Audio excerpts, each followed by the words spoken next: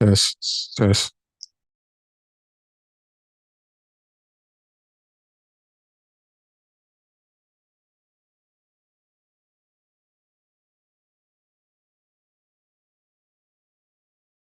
1, 2, 3, mic check.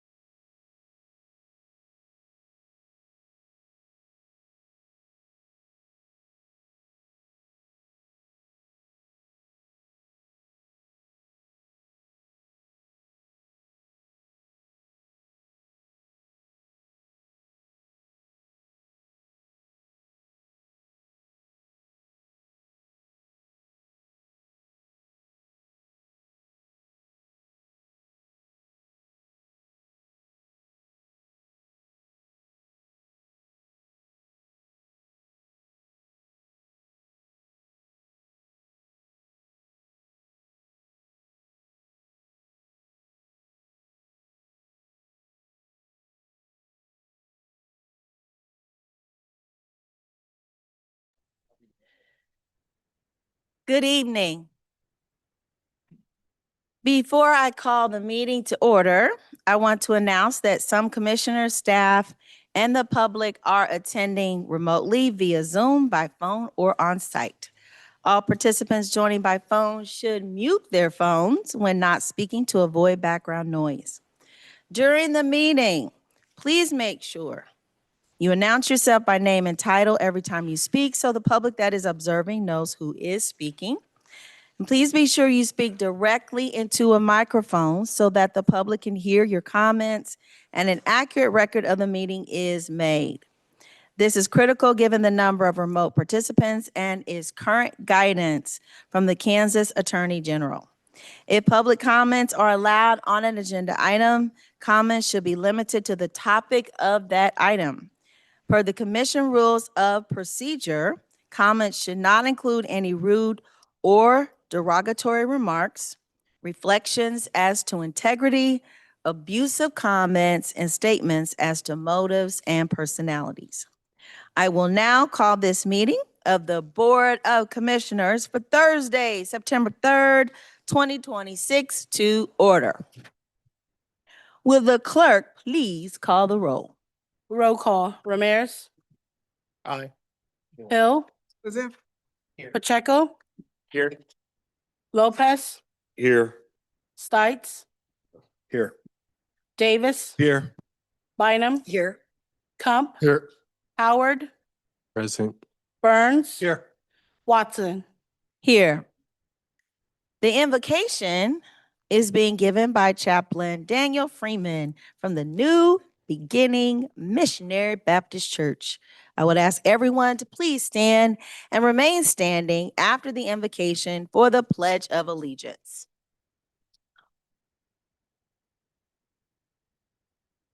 Let us pray.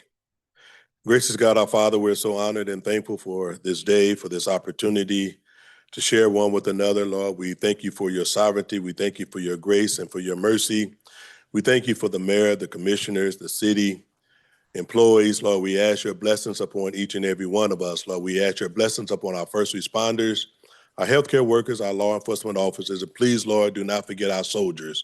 So, Lord, as we convene in this meeting, Lord, we pray that it will be done decent and in order, that you would get the glory for the sake of this community and for one another. We ask these blessings in the name of the Father, and of the Son, and of the Holy Spirit. In Jesus' name we pray, amen. I pledge allegiance to the flag of the United States of America and to the republic for which it stands, one nation under God, indivisible, with liberty and justice for all. Chaplain Freeman, thank you so much. It's so good to see you, sir. Give my best to the family. I will now ask the clerk if there are any revisions to tonight's agenda. Yes, Mayor. 2 revisions have been published. The first revision added a resolution extending the emergency declaration to the administrator's agenda and added information to the budget item under the administrator's agenda. The second revision changed the order of the agenda and added 2 executive sessions to the agenda this evening. Those are all the revisions, Mayor. Thank you, clerk. All right, we'll now move on to our announcements. Patriot Day is 9/11. We will never forget. Please join us next Friday on September 11th. The Kansas City, Kansas Fire Department, Wyandotte County Sheriff's Office, and the KCK Police Department, along with unified government officials, will honor Patriot Day on Friday, September 11th, 2026, with a brief ceremony commemorating the 25th anniversary of the September 11th, 2001 terrorist attacks.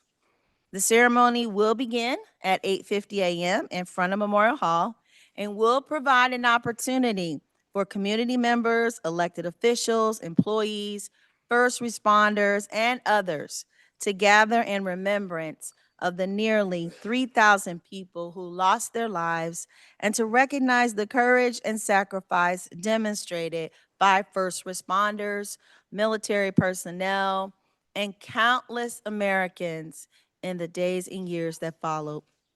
The 25th anniversary is a significant milestone and a solemn reminder of the importance of remembering those who were lost, honoring those who served, and reflecting on the resilience and unity of communities across the nation.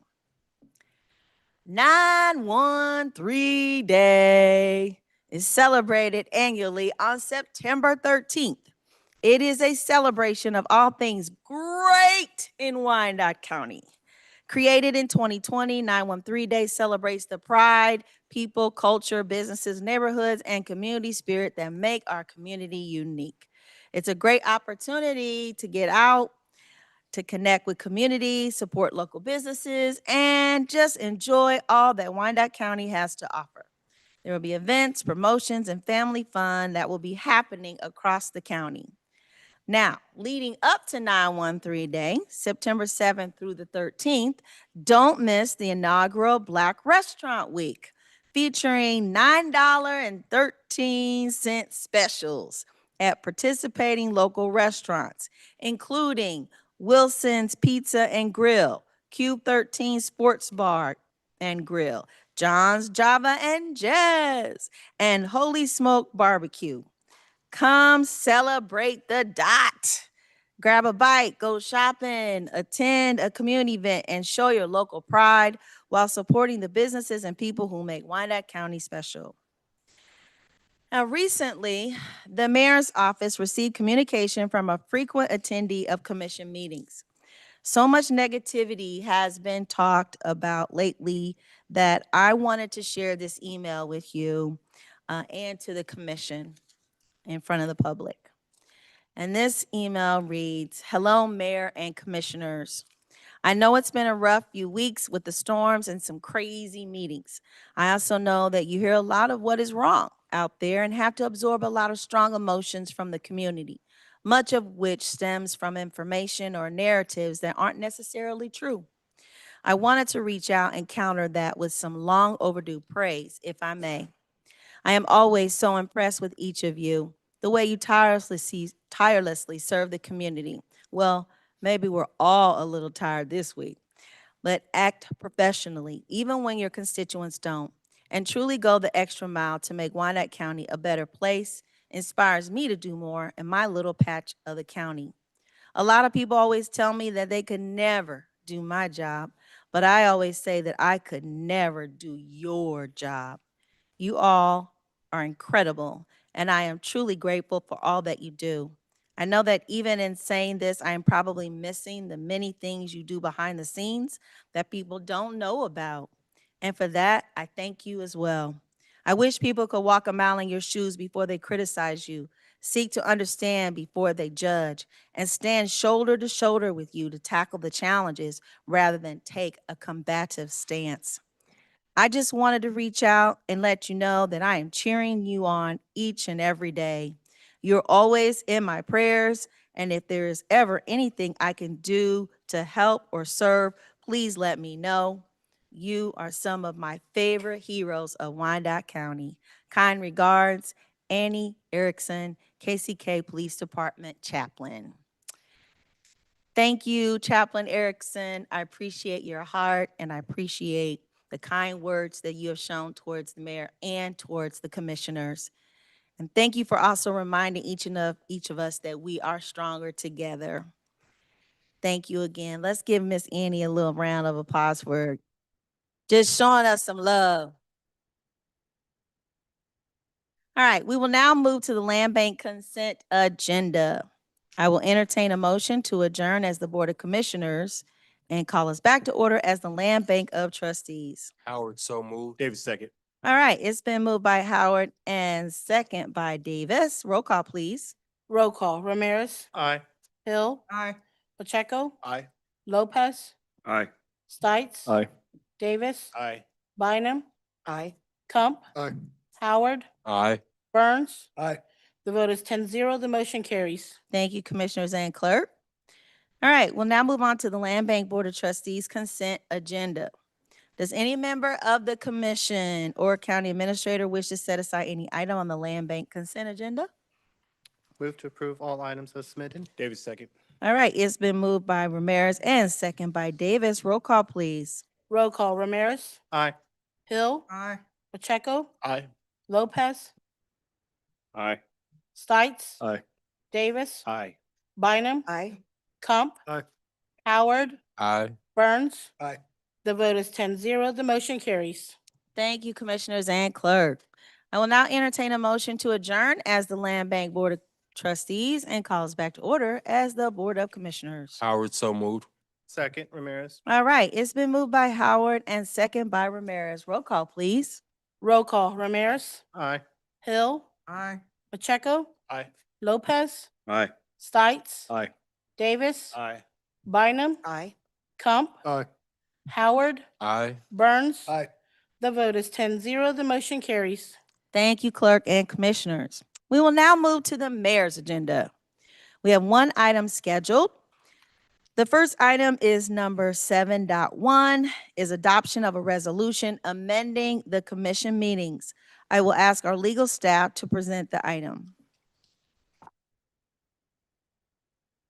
Good evening, Madam Mayor and the Commission. Good evening. Mike Farley with Eugene Legal.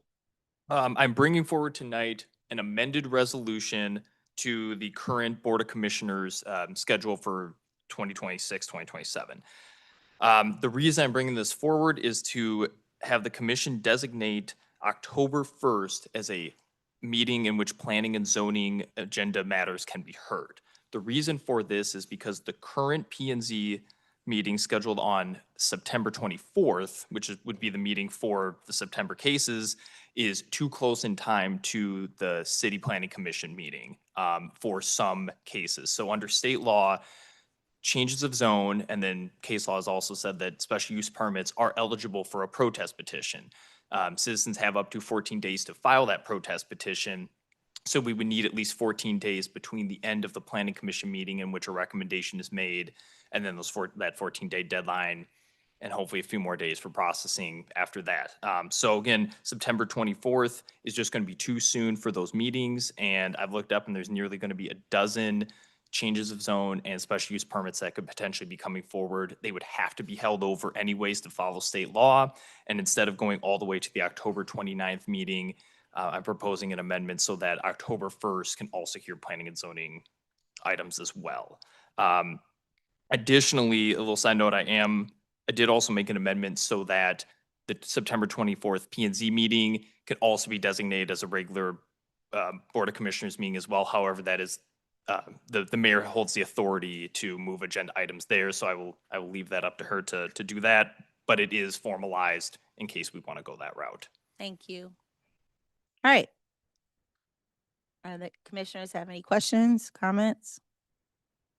Hearing none, I need a motion. Davis move to approve. Second. Second. Okay, it's been moved by Davis and second by Hill. Roll call, please. Roll call. Ramirez, Aye. Hill, Aye. Pacheco, Aye. Lopez, Aye. Stites, Aye. Davis, Aye. Bynum, Aye. Crump, Aye. Howard, Aye. Burns. Aye. Vote is 10-0. Motion carries. All right. We do not have any public hearing agendas this evening, so we'll now move to item number 9.0. Am I right? I'm at regular consent agenda. Item number 8.1. Where's it at? All right, that takes us to regular consent agenda. Does any member have, or commissioner or county administrator wish to set aside any items on the regular consent agenda? Hearing none, I need a motion for approval of the regular consent agenda. Move to approve. Second. All right, it's been moved by Ramirez and second by Burns. Roll call, please. Roll call. Ramirez, Aye. Hill, Aye. Pacheco, Aye. Lopez, Aye. Stites, Aye. Davis, Aye. Bynum, Aye. Crump, Aye. Howard, Aye. Burns. Aye. Vote is 10-0. Motion carries. Okay, moving on, no public hearing agenda. Go to item. We do? We have one item scheduled. We do. Schmidt. Thank you.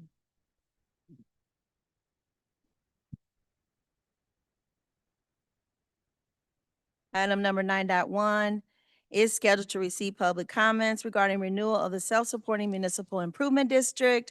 I will ask Mr. Jeff Conway from the legal counsel to introduce the item.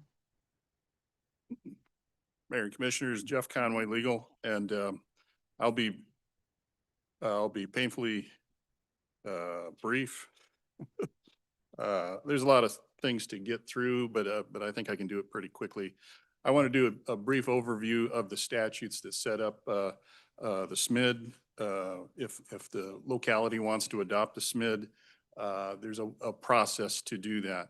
The first iteration of that was an 8-year plan. Then that was renewed as a 10-year plan. That's the one we're in right now. And so then the idea that that'll expire December 31st of this year. So then the idea is to set up another possible 10 years, and we're working through that process. And I've got a single slide, not 10 slides, but just one that I'd like to pull up on the screen that shows the process. The statute is very rigid as far as how to step through this process. So you see in June 4th, the SMID board, advisory board, recommended renewal for the 10 years. That put in motion the hearing dates. So it went to ED&F, and then it went to full commission. And then the adoption of the resolution that set the hearing date, which would be September 3rd, tonight. That had to be published 3 times, of course, by statute. The City Planning Commission had to hear the item and deem that it was consistent with the master plan. So that's happened already. The resolution had to be sent out to all property owners, and this is the odd thing. It's sent out to all property owners, but eventually only the commercial property owners in the district will be the ones that will be taxed. For some reason, the statute says it goes out, the notice needs to go out to all property owners. So in case you had some comments about that, it'll just be the commercial folks that'll be taxed within the district. So that's the September 3rd is the public hearing. And then by statute, there must be a 30-day layover before it can be acted upon. So we've got it scheduled for adoption of the ordinance on October 15th. So you'll see it one more time. I don't think there's any need to go to standing committee for that. It can just, this is the multiple times that you've seen it. So it'll be set up and passed on October 15th, and then that should be the end of the process. So as you can see, it started in spring, and now we'll be adopting in the fall. But this is the required public hearing on reestablishment of the SMID. So I wanted to just touch on a few things. The SMID statutes is a cluster of statutes. The main one is KSA 12-1796 is the process that we're in right now, and it lays it out, all those steps. But there's other statutes that come into play. There's a definition section, there's there's a possibility of issuing bonds. That hasn't been done, but it provides the opportunity to do that. It talks about the purpose of the SMID, mainly to help with improvements or services within the SMID district. And I just wanted to point out improvements could be sanitary and storm sewers, drainage conduits, street grading, et cetera. So there's a list of those. And then the services, I will read those because that does come into play with what's currently with the SMID. The services, this is the state definition, means 1, the provision of special or additional services such as sanitation, the security of persons and property, and the care and maintenance of public facilities, including sidewalks and other public areas. 2, the financial support of public transportation service and publicly owned parking facilities, including the operation and maintenance of parking facilities.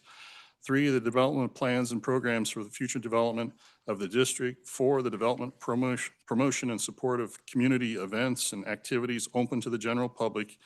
And 5, any other service which the city is authorized to perform and which the city does not also perform in this to the same extent on a citywide basis. So it's kind of specialized for that area. So the statute lays out how to do this. Each time that there's any change or offering of a new improvement or service, you have to step through the process, have a public hearing, and adopt that new improvement or service.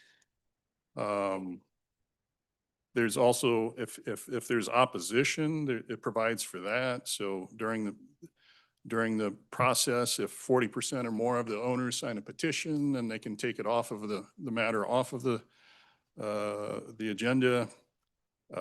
As a matter of fact, there could be, the commission could propose to dissolve them yourself. But then if there's a petition of 51% of the owners, then that could stay that matter. So there's all kinds of checks and balances throughout the system.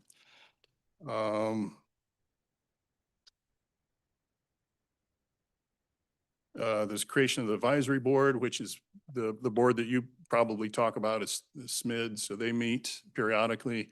They decide the priorities for the district, what's the best use of these monies. And their advisory, they bring it back. The governing board for the SMID is you. So you get the final say as to how to put your imprint on this district. They're proposing the district is going to stay the same size, the same boundaries as it has been the last 10 years. I think that's most of the highlights that I wanted to touch. Yeah, if there's any questions, I'd be happy to answer any questions. I also would like to introduce Edwin Birch, who's the chair of the SMID. He's here tonight, and Dawn Rattan, who's the executive director of the Downtown Shareholders. And I think I may have mentioned this before, but there is a little bit of confusion. The SMID is the taxing entity that is created. So as you know, with taxes, that is not voluntary. You have to pay the taxes. But it's called the Self-Supported Municipal Improvement District. So that basically means they vote, the entities within the district get to vote whether to add that extra tax onto them for those services within the district. So the Downtown Shareholders is a voluntary group that's similar to a Chamber of Commerce that's focused on actions in the downtown area. Like I said, it's voluntary. You can choose to join or not or whatever. It's kind of a booster group. It's a group that looks at what's best for the downtown, could focus on marketing, could focus on a lot of things. As you can probably guess, the Venn diagram of the SMID and the Downtown Shareholders has a little bit of overlap. The priorities might be shared in some places, but the two groups have two entirely different purposes. And so the one is essentially raising the funds and deciding what's the best use of the public dollars. And the other one is trying to figure out what's the best way, what's the future, what's the vision of the downtown. And they oftentimes work together. And the statute allows the SMID, because there's no staff or anything, they can put out an RFP as to who can serve as their agent and to do the accounting and the housekeeping that needs to be done. And they did that, and they chose Downtown Shareholders was the entity chosen. So they work in conjunction, but they're not the same thing. There are a few people that serve on both boards, but by and large, they are separate entities. They're here tonight to work in tandem and to present kind of the vision for the next 10 years. So I'll turn that over to those folks now.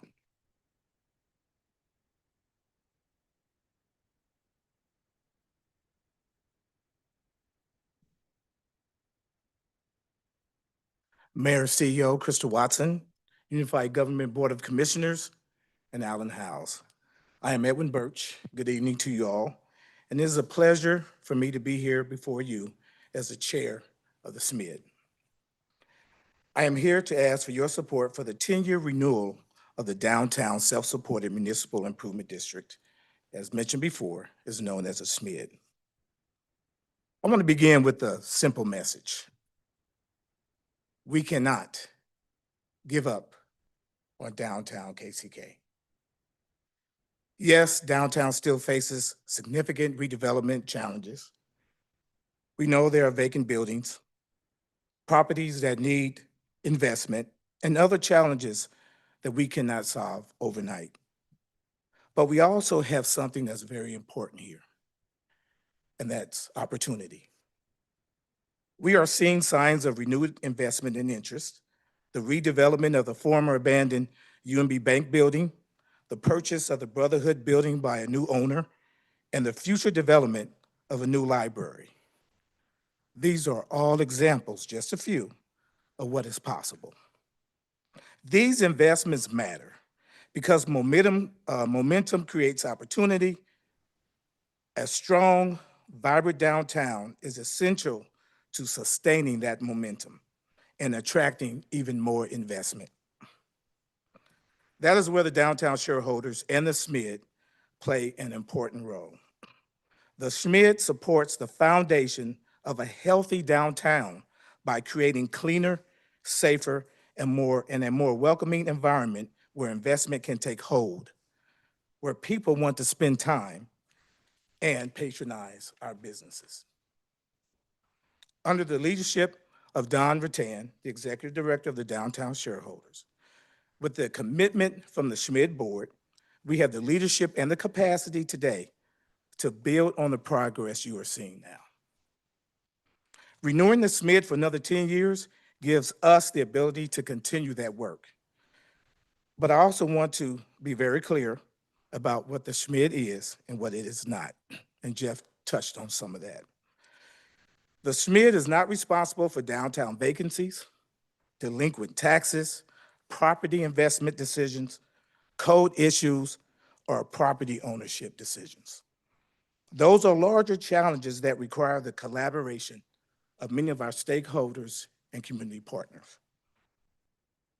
What the SMID can do is help create the conditions for progress, and through continued partnership with the unified government, the Board of Public Utilities, the downtown shareholders, downtown property owners, businesses, and the community, we can continue advocating for and investing in the future potential of downtown KCK.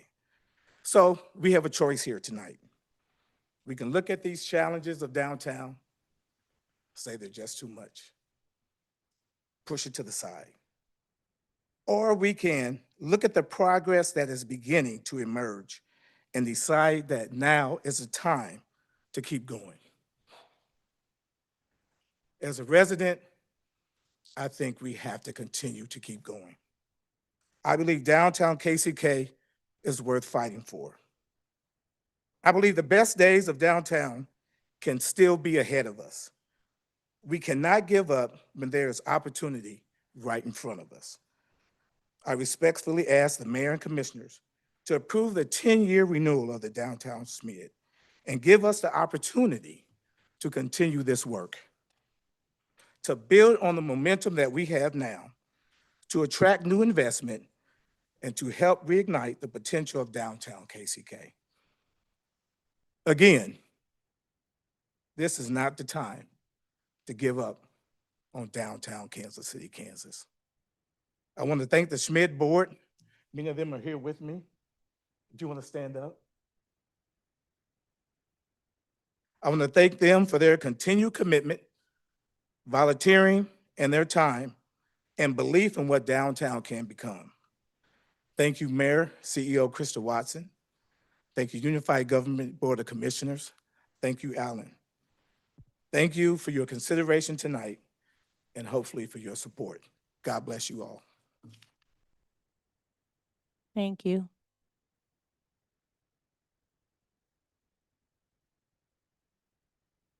Good evening.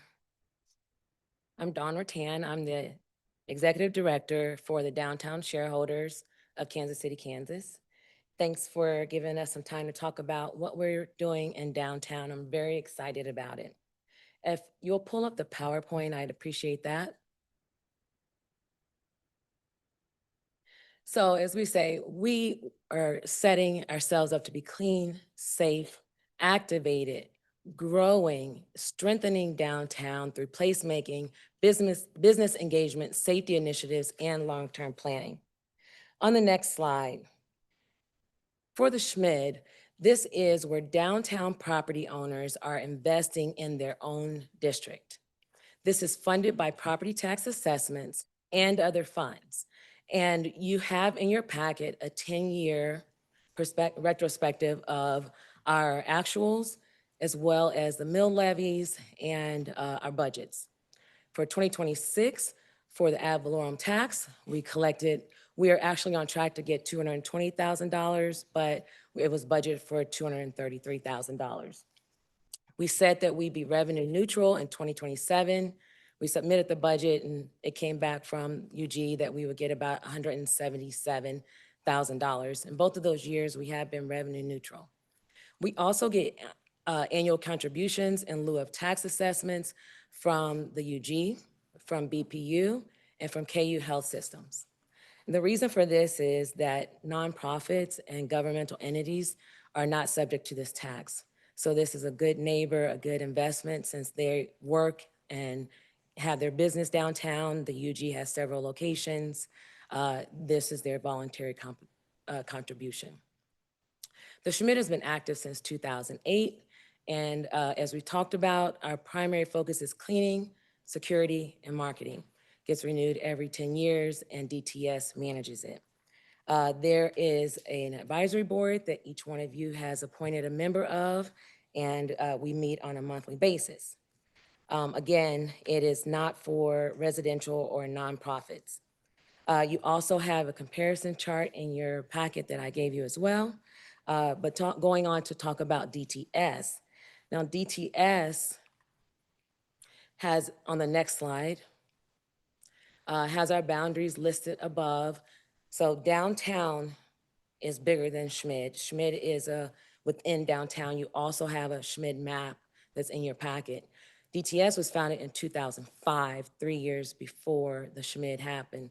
And our mission is those 3 bullet points that you see there: supporting resources, economic growth, development, safe, welcoming, and historic. So we are the only organization that is singularly focused on downtown's revitalization. And Schmid is a lever, a catalyst, a service that helps us deliver our mission and our vision.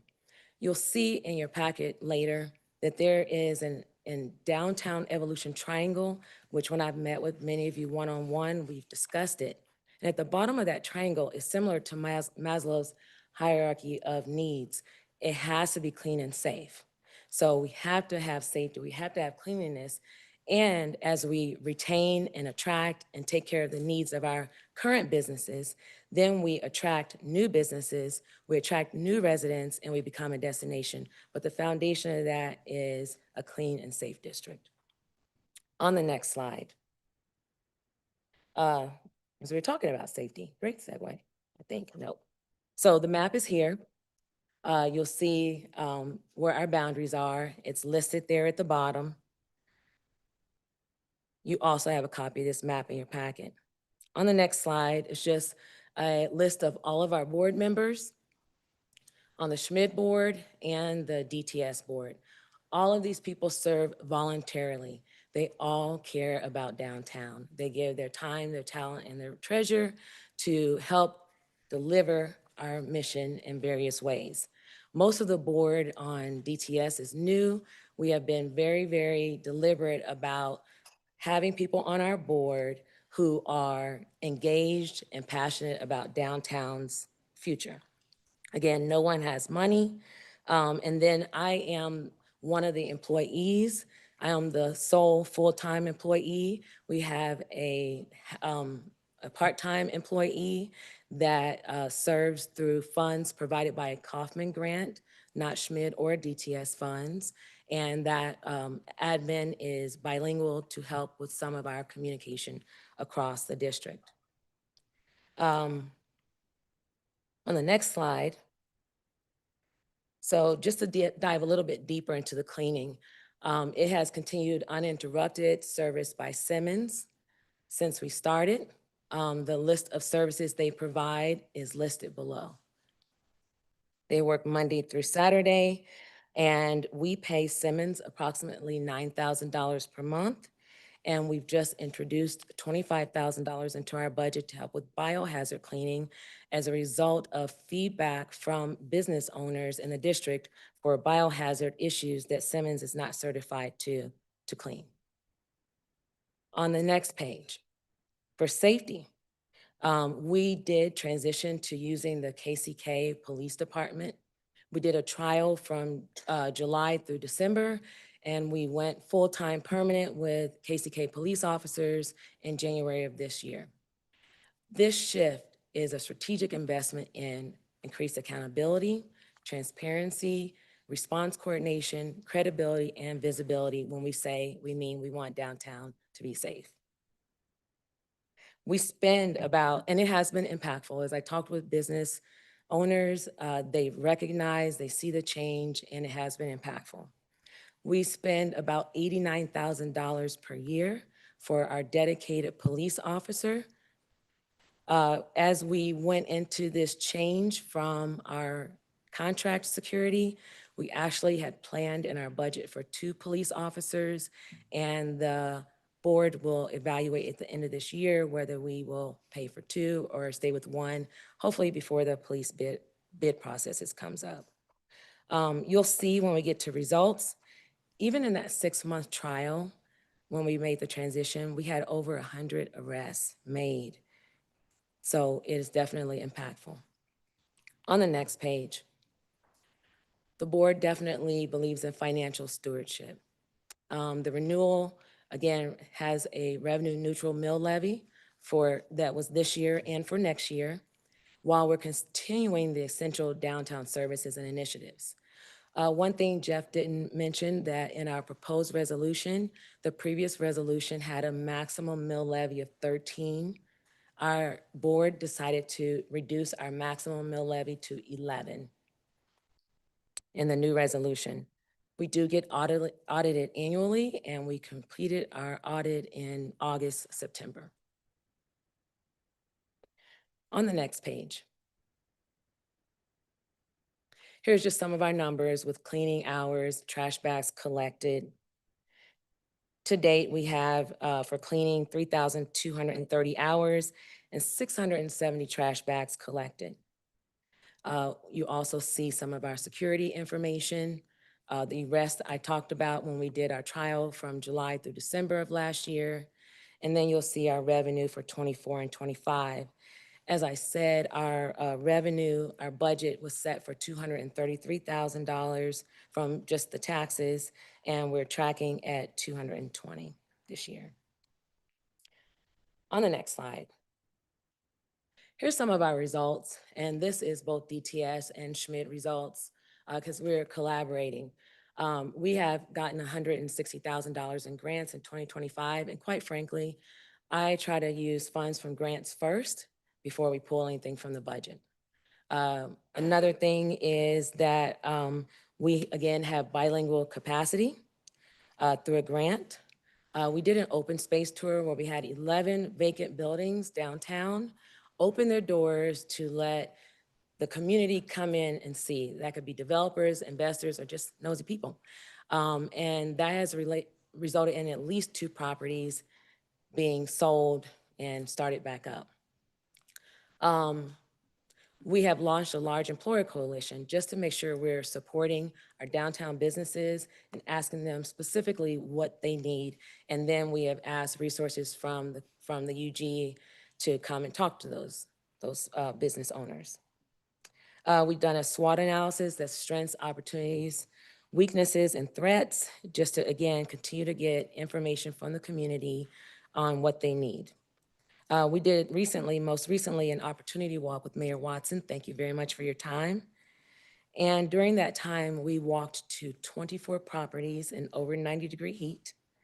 Of those properties, we talked to 4 emerging business owners, like the people who just bought Brotherhood. Laura at the library talked about her project. Sean and Lori talked about the art studios that are going in at the Tucker Building. And then we visited 5 businesses. We visited Raul, who owns Padrinos. We talked to the general manager at McDonald's. And so it was a nice comprehensive visit. We also stopped in front of vacant buildings. Again, we talked about vacancies. And we had renderings from an architectural student because those were conversation starters, imagination generators to say, what could this become? Not a commitment, but just something to get the thoughts and get the brain cells going to say, what could this be? What could we have downtown? We had about 50 people on that walk, had lots of great ideas, lots of great questions. And so just continue to tap into the community. I also recently met with Lieutenant Governor Tolan, who's actually done some work in downtown revitalization, urban as well. And you'll see the information that I discussed with him in your packet that's called Roots to Revitalization. We did talk a lot about vacancy from a DTS standpoint because vacancies impact so many other things. Vacancies will help safety, they'll help blight, economic development, jobs, entrepreneurship. So it has so many tentacles. Of course, vacancies is one of DTS's most important things to help with. But again, as Edwin said, that is a big group of collaborators helping to make that happen. We're kind of the matchmaker. We can help a new business match up with a building. For our opportunity walk, we had 3 restaurants walk around with us looking for potential sites.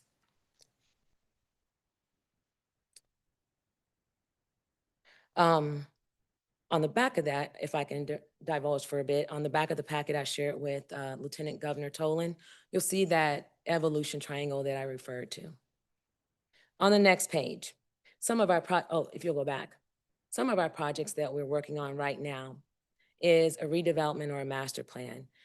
Every time we've asked for feedback, every time we've gotten in a group, other than saying what's going on with Reardon Center, someone says, we need a master plan for downtown.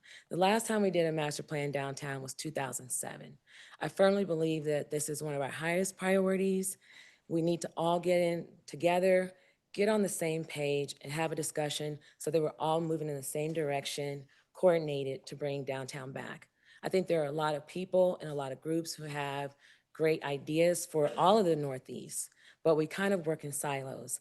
One of the things that, again, as I met with several of you, is one of my themes for my first few months was radical collaboration. We have to collaborate and get all on the same page in order to come up.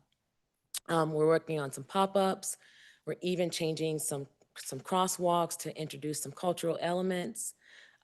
We've engaged some youth with internships. We are working on more fund development and marketing the district. I do think that marketing the district is an opportunity area that we could do a little bit better. And so with the Schmid and DTS board, we've had lots of ideas generated. Where you see the stars, that is either work that's being done in collaboration with another group, or that is work that's being funded by a grant. I'm happy to give more detail if you'd like. And if you'd like more detail, you also have our 4-page action plan in your packet. On the next page, we put out a business survey this summer. And this is what we heard from the survey. Most support continuing the Schmid. Businesses recognize positive momentum. They like the increased focus on safety, but they definitely still have concerns about safety, cleanliness, and the unhoused. The biohazard cleaning has had a positive response, and then what we should focus on in future investments. And then all of the things that would have the biggest impact downtown. So, we, again, have 1 point something FTEs, so we're always looking for partners in this work. On the next page, if we do all of this and we meet our mission, this is our ROI. And everybody wants this.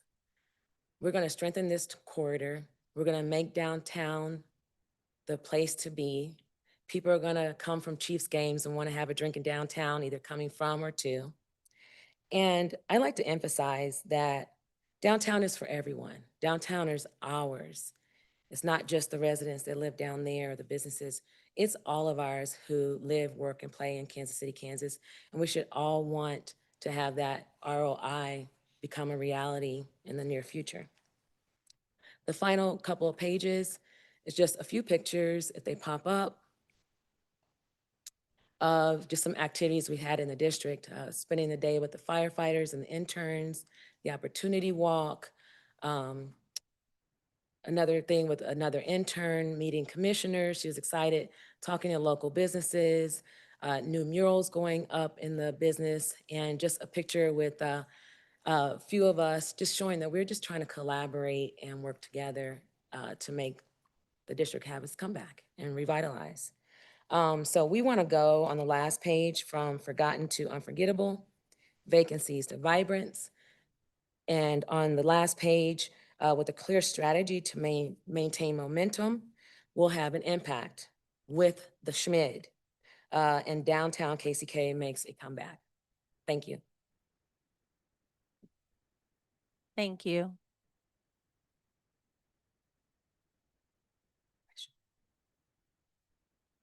All right, Mr. Conway, do you have anything else that you want to present through the team? If not, I will now open the public hearing and ask the clerk if any notifications were received from the public who wish to express their comments regarding this item. Mayor, we've received 5 comments. At this time, I'll read those with your permission. Please read. Thank you. The first one from Drew Simpson, Mayor and member of the Unified Government Board of Commissioners, Unified Government of Wyandotte County. Dear Mayor and boards of the Board of members of the Board of Commissioners, I'm writing on behalf of Kansas Main Street, a program of the Kansas Department of Commerce, to share our perspective on the role that efforts such as the downtown self-supported municipal improvement district can play in supporting downtown revitalization. The Kansas Main Street program works with communities across the state using the nationally recognized Main Street approach, which focuses on 4 interconnected areas: economic vitality, design, promotion, and organization. At its core, the approach encourages communities to bring together local government, businesses, property owners, organizations, and residents around a shared vision for their downtown. Many of the activities supported through the Downtown SMID complement this approach. Efforts related to maintenance, public spaces, wayfinding, placemaking, promotion, events, and the overall downtown environment can help create a welcoming district and support broader community revitalization efforts. One of the lessons we see through our work with the Main Street communities across Kansas is that downtown revitalization is a long-term process. It often involves many partners and a combination of public, private, and community resources working together over time. Locally developed tools such as SMIDs are one way communities can support that collaborative approach. We appreciate the work taking place in downtown Kansas City, Kansas, and the commitment of the many individuals, businesses, property owners, organizations, and local leaders who are involved in those efforts. Kansas Main Street values the opportunity to work alongside communities as they consider strategies that support strong, active, and welcoming downtown districts. Thank you for your continued commitment to downtown Kansas City, Kansas. We look forward to continuing our partnership and supporting the community's downtown revitalization efforts. Drew Simpson, Staff Director, Kansas Department of Commerce. Our next comment comes from Randy Lopez, President and CEO, Wyandotte Health Foundation. As a stakeholder and developer in downtown Kansas City, Kansas, the Wyandotte Health Foundation is personally committed to its revitalization and long-term success. We believe downtown KCK has tremendous potential, and we have chosen to invest our time, energy, and leadership in helping move that vision forward. For that reason, WHF strongly supports renewal of the downtown Kansas City, Kansas self-supported municipal improvement district. The SMID is one of the most important tools we have to create the conditions necessary for revitalization.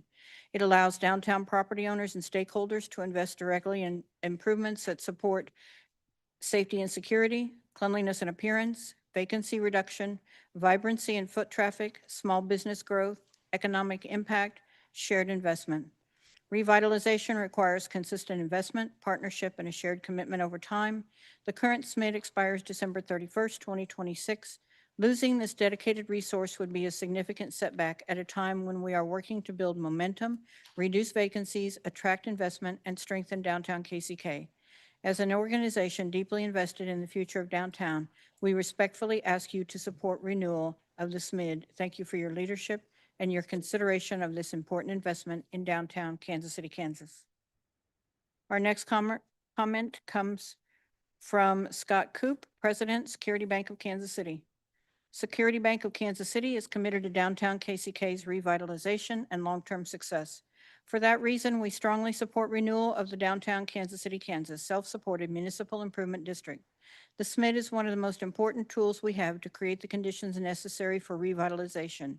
It allows downtown property owners and stakeholders to invest directly in improvements that support safety and security, cleanliness and appearance, vacancy reduction, vibrancy and foot traffic, small business growth, economic impact, shared investment.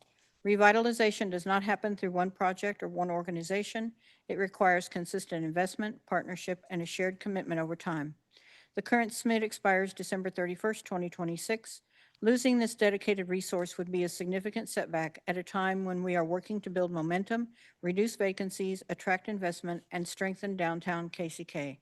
Thank you for your leadership and for consideration of this important investment in downtown Kansas City, Kansas.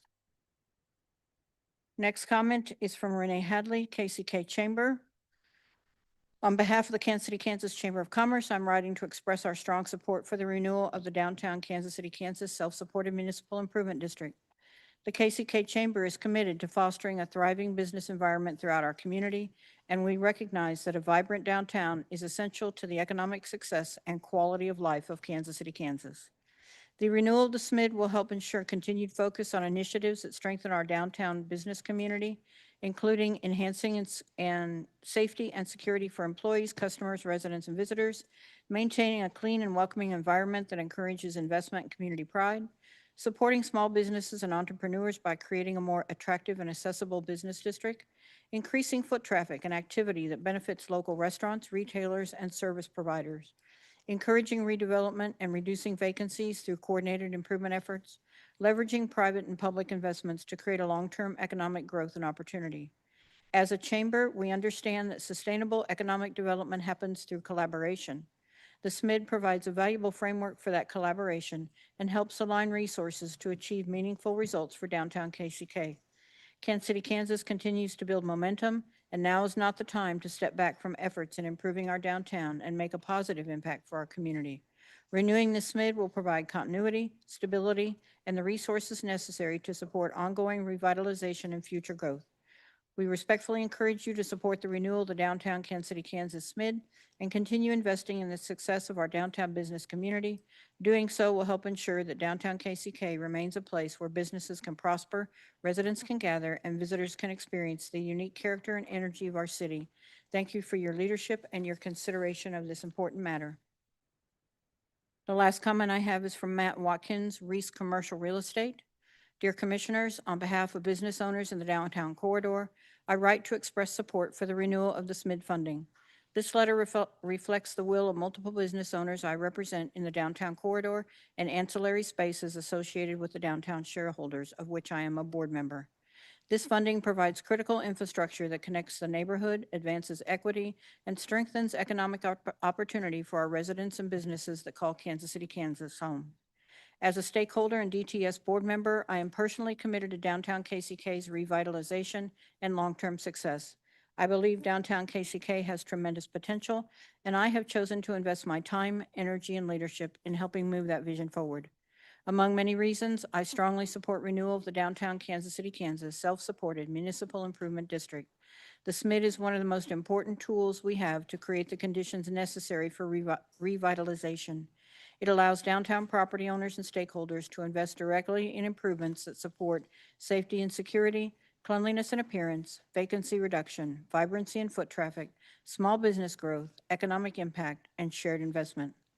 I can personally attest to helping drive investment in the downtown corridor through my work with the KCC Foundation and the new downtown campus, the sale of the Tucker Building, along with the collaboration with Build Wyco at 601 North 6th Street. The work of the KCK Housing Authority will also bring significant investment to this space, and I implore you to support these investments with the renewal of the SMID. These investments, along with new ownership at the Brotherhood Building, will help the momentum of downtown continue to pull new investors to the area. Now is not the time to disinvest in downtown KCK. We need to drive more investment into our downtown, and I'm committed to being a part of that process. The current SMID expires December 31st, 2026. Losing this dedicated resource would be a significant setback at a time when we are working to build momentum, reduce vacancies, attract investment, and strengthen downtown KCK. As someone personally invested in the future of downtown, I respectfully ask you to support renewal of the SMID. Thank you for your leadership and your consideration of this important investment in downtown Kansas City, Kansas. Mayor, those are all the comments that our office has received. Okay. Were those the same ones that were received in the mayor's office? Yes. Okay, great. Thank you. All right, are there any clerk individuals here in the chambers who expressed their intention to address the commission on this subject? No one signed up to speak this evening. Is there anyone in here who would like to speak? All right. Well, are there any questions or comments from the commission board? Commissioner Bynum? Thank you, Mayor. I've got a question for legal and then for Dawn. Before you do that, I Yes. think if there are no other comments from the public, I'll close the public hearing. Mayor, I'd just like to verify we have no one online either. Thank you very much. Now I really officially close the public hearing. Thank you, Mayor. Yep. So, Mr. Conway, I just simply can't remember the makeup of the SMID Advisory Board that we make appointments to. Is the makeup of that board in statute or is it held within the bylaws of the SMID itself? The resolution, or the ordinance is what lays out the advisory board and how they're appointed. So it's our local ordinance Mhm. that lays out specifications for who can and possibly who cannot That's right. serve. So do you have those handy? I do. Let's see.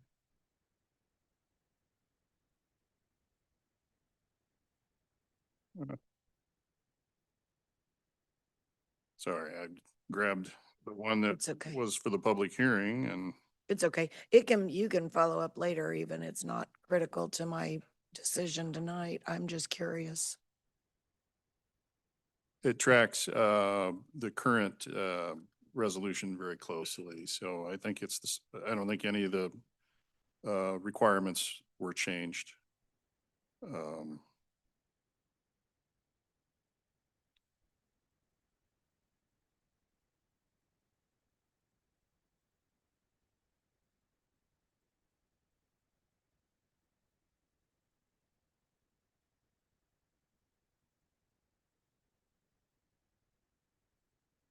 And it tracks the general boards and commissions section of the code as well, as far as who's appointed. You got the 11 members, vacancies, filling of appointments, all of those are tracked into the general one. Okay.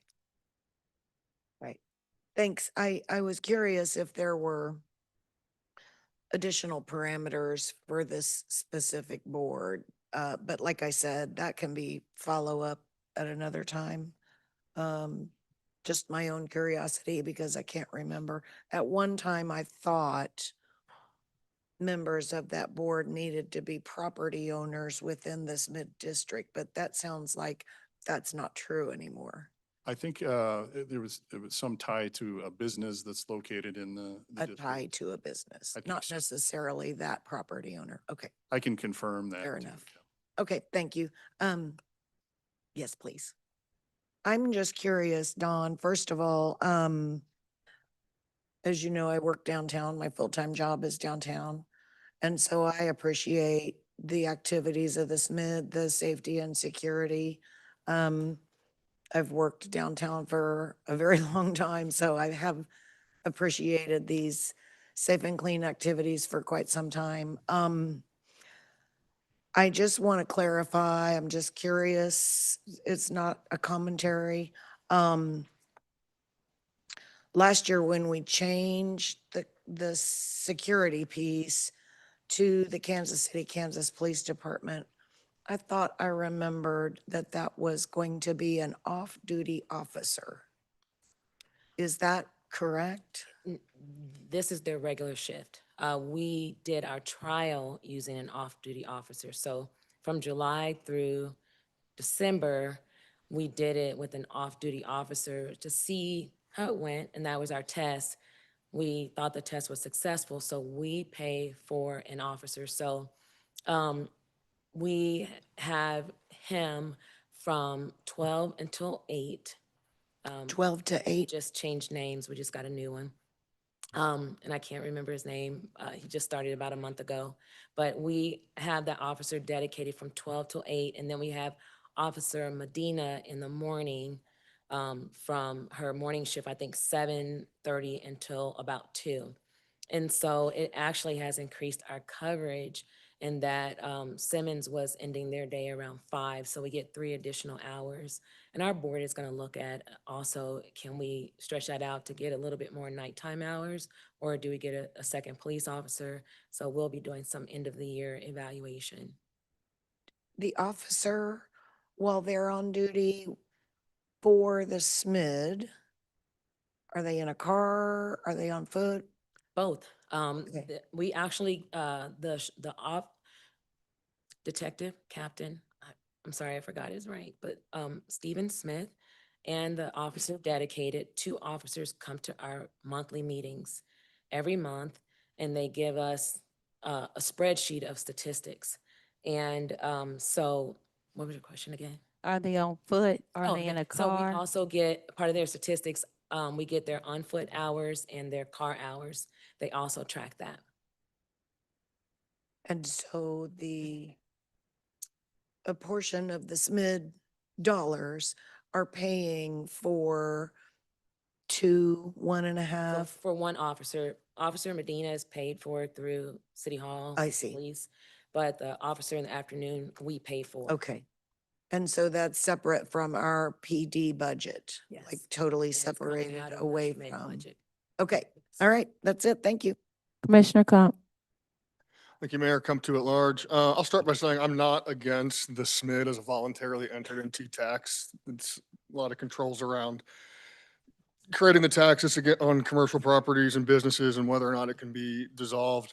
I do have a couple questions though.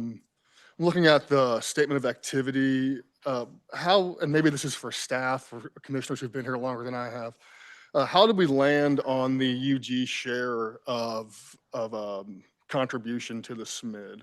And is that something that we discuss yearly, or I'm just curious the process?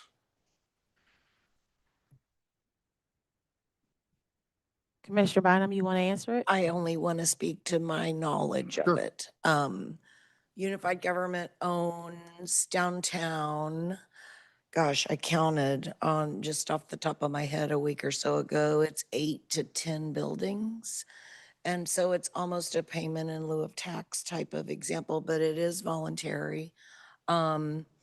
It's a modest amount, based on what a building like the one we're sitting in might pay if it were on the tax roll. And, some years we've not paid it because we were in difficult economic times and we simply could not make a voluntary contribution. So when you see that, it's voluntary. But again, UG owns, fire headquarters, police headquarters, on and on and on, this building, the health department, So it's the based on courthouse. the buildings. then? Yeah. Okay. Yeah, Thank you. thanks. That leads me to my next question. With the new campus downtown, has the community college been approached about maybe doing something similar? I believe that the KCK Community College has their own police force. I'm a trustee at Johnson County Community College, and we have our own actual police on campus. I will follow up and find out what the relationship is and confirm that. Mr. Tomlin? Commissioner, I did have that question too. We took a little tour of the building. I was surprised to find out that it's a condominium type of arrangement. So the eventual, you've got partners. So you've got the Swope Health is in there, Community America is in there, and the college is in there. So whatever voluntary payment that would be, they'd probably have to calculate it based on square footage and the usage and the percentage of who's in there and that type of thing. So it's a little bit more complicated than just measuring the building because they've got three partners that would have to work that out. Sure. I'm sorry, I misunderstood the question. All right, thank you. So is the payment based on square footage of a building to the Schmidt? Or is the payment voluntary and they can decide they don't want to? I'm not sure that they have committed yet to actually making the payment, but however they're going to have to do it, it's a partnership of public and private entities that they'll have to figure out amongst the three of them how they're going to break that out. Okay. But I don't think they committed quite yet, but when I posed that question, they said, well, they're going to have to make a calculation. But they didn't commit to any But particular. does the Schmidt have its own formula? Um, Why do they, Yeah, it's property by property and it's calculated through the UG. It's a mill levy and the mill levy is Okay. basically calculated off of your Got it. assessment value. okay. Commissioner Pacheco? Thank you, Mayor Pacheco, District 5. Mr. Conway, question for me is, can you just explain one more time, perhaps for the public, because I think it's very important, the mechanism of the tax that is imposed here? Who does it affect? How does it work? It's a ad valorem, it's property tax on the property. And so the intent is not to sweep in residential properties within the district. It's just commercial entities. You do have the ones that are tax exempt for whatever reason, and that's where that gets into the voluntary contribution. I do know that GSA has the federal courthouse and some of those properties, and they have said that because of the federal budget, they cannot contribute. So that's kind of off the table. But I think that's the intent, is that commercial would have the extra property tax line added to their tax bill. Residential would be excluded. And what is the mechanism in which the property owners who do pay into it, who don't have to do so voluntarily, what is the mechanism by which they vote and say, a majority of us want to continue doing this? For the ones that pay voluntarily, I don't know, like, for instance, there was an agreement made with BPU prior to me arriving. And so they, just on an annual basis, our accountant reaches out to them and they send in a payment and it's based off of the amount that they decided. If it's voluntary, we don't. What about I the can reach back out non-voluntary? and go get the history of that Mhm. and find out how they decided it and Sure. see if anybody's around to. Do you know how the non-voluntary members, like folks who do Well, pay into it, well, what's that process? Well, ad valorem taxes are typically calculated off of your assessed property value. And there's a formula that you take your overall property value, multiply it by a factor like 0.11. I'm not sure, I know, I slightly know Johnson counties. And then you calculate it off, and then you multiply it by your mill levy, and that shoots out the number that they pay. So it's assessed property value from my knowledge. Yeah, and what I'm really, thank you for that. And what I'm trying to understand is, who is the voting body, or who gets all these people rounded up and says, hey, let's vote on if we want to continue taxing ourselves? Like, how does that go about? That's what I'm trying to understand, the mechanism. You're the governing body who decides that. Perhaps I'm misunderstanding.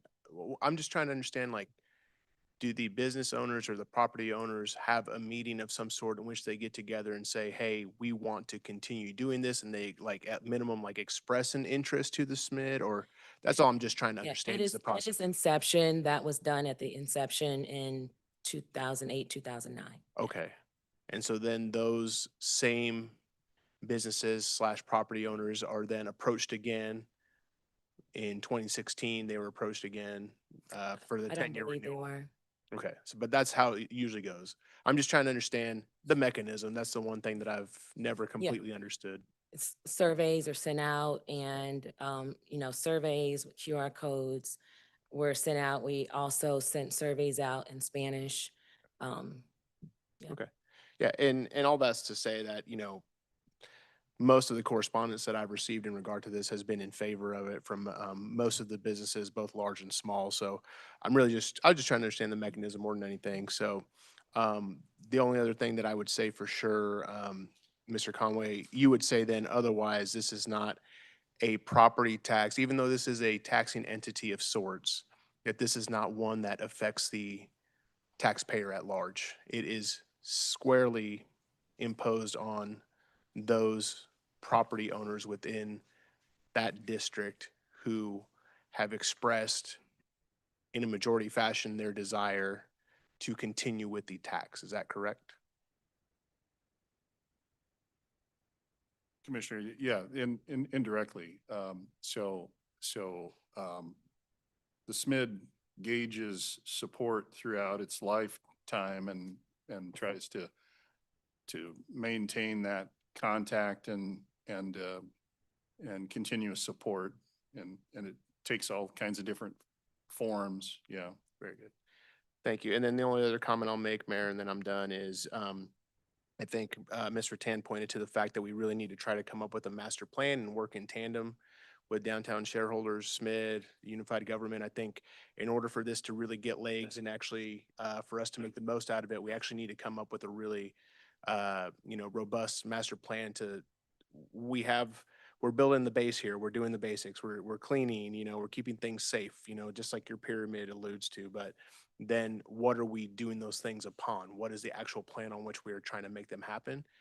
So I think then, our voluntary payment in lieu, whatever we want to call it as unified government, some of that perhaps we could use towards saying like, hey, some of this money perhaps goes towards some sort of feasibility or some sort of master planning of some sort, just something that honestly, I'm just kind of riffing here, but I think we need to maybe make it a little bit more robust of a situation in which we're working in tandem with these organizations as well. So thank you. Appreciate it. Thank you. Okay, Commissioner Hill. Thank you, Madam Mayor. Thank you, Ms. Don and Mr. Burge for your comments. I am a longtime I consider myself a downtown resident, and I have worked downtown for many years. And I remember the inception of the downtown shareholders and the SMID. And so I have seen the difference from before we had them and where we have them now. I certainly appreciate the information we received concerning the data of how many arrests, police engagements, trash, all that is distributed to the commissioners. So I certainly appreciate that information. And I'm glad you're on deck. I really appreciate the comment that Mr. Birch made. He said, don't give up on downtown KCK. And that's one of the things that to ride down there week after week, day after day, year after year, it gets pretty discouraging. And to hear tonight that there's some real possibilities again that we're going to get some things accomplished downtown is very, very exciting to me. I'm looking forward to the Reardon, somebody saying something that the Reardon Center is getting ready to do something positive. I'm looking forward to actually seeing the Brotherhood building occupied, the UMB Bank building done, the library. I mean, it's gonna change everything if we can wait to see it actually happen. I hope I'm still alive. But it is exciting just to hear that there are plans again for downtown KCK. I'm excited about the grocery store that's coming in again. So I appreciate what you all have done. down through the years. And in the midst of things looking so bleak, so unattractive, we still have that ray of hope. We've got to keep the light on. That's what I don't even like Motel 8 or whatever it is, but it said, "We'll keep the light on for you." So I don't like them, but I like the light. The light part is what I like. So thank you so much for what you have done. And please hang in there and let's make downtown beautiful. Yes. We can do this. Thank you. Thank you, Commissioner Hill. Commissioner Davis. Thank you. Think council was gonna answer this question. So maybe it would be good for kind of everybody to hear this. I thought, and I could be wrong, that there was a vote that was gonna take place for the area property owners. Am I not understanding that correctly? There was never gonna be a vote to renew. It was always gonna be kind of our decision of whether or not this would continue. Commissioner, the statute has kind of a two-pronged approach. And Okay. so there's two different ways. The commission itself can establish, or there can be a petition circulated that, I think that's what you're thinking about. Gotcha. And so, I'm not sure what they did the first time around, but, the second time, the existing, iteration was not a petition. It was the commission directly did that. And so I think they're saying, this particular, application is the same route. It would be directly through the commission. Gotcha. And I think council may have some additional information. Yes, I was looking at the statute and it allows that, and because there's normally, we adopt the resolution or the ordinance the day of the public hearing, and you'll notice that there is a 30-day delay until you do that. If during that time you receive a petition with at least 40% of all owners of property in the proposed districts, then it would be withdrawn. So there is a mechanism for the property owners to protest this measure. Gotcha. That was kind of my question, is how do we make sure that we're just not necessarily imposing this, but that there is some Yes, buy-in agreed. even beyond the appointments that we make. I forgot who it was, might have been Commissioner Comp that was talking about the kind of payment that we make, and Commissioner Bynum about how much property we own. I think one of the challenging parts about downtown is that so much of the property is owned by tax exempt entities. And so I do think there needs to be a larger discussion beyond the BPU, beyond the UG, beyond the health systems. The college should definitely be a part of it, but I actually think for our nonprofit folks, many of them who own a property here, and for other tax exempt folks, how do we get them to pitch in? Because that is applying a lot of pressure on the very few who are not tax exempt. And it's been going on for so long, and I think the numbers have made it pretty obvious that we need more folks to pitch in some way, shape, or form, so that it's not just on the few that choose to voluntarily do the work.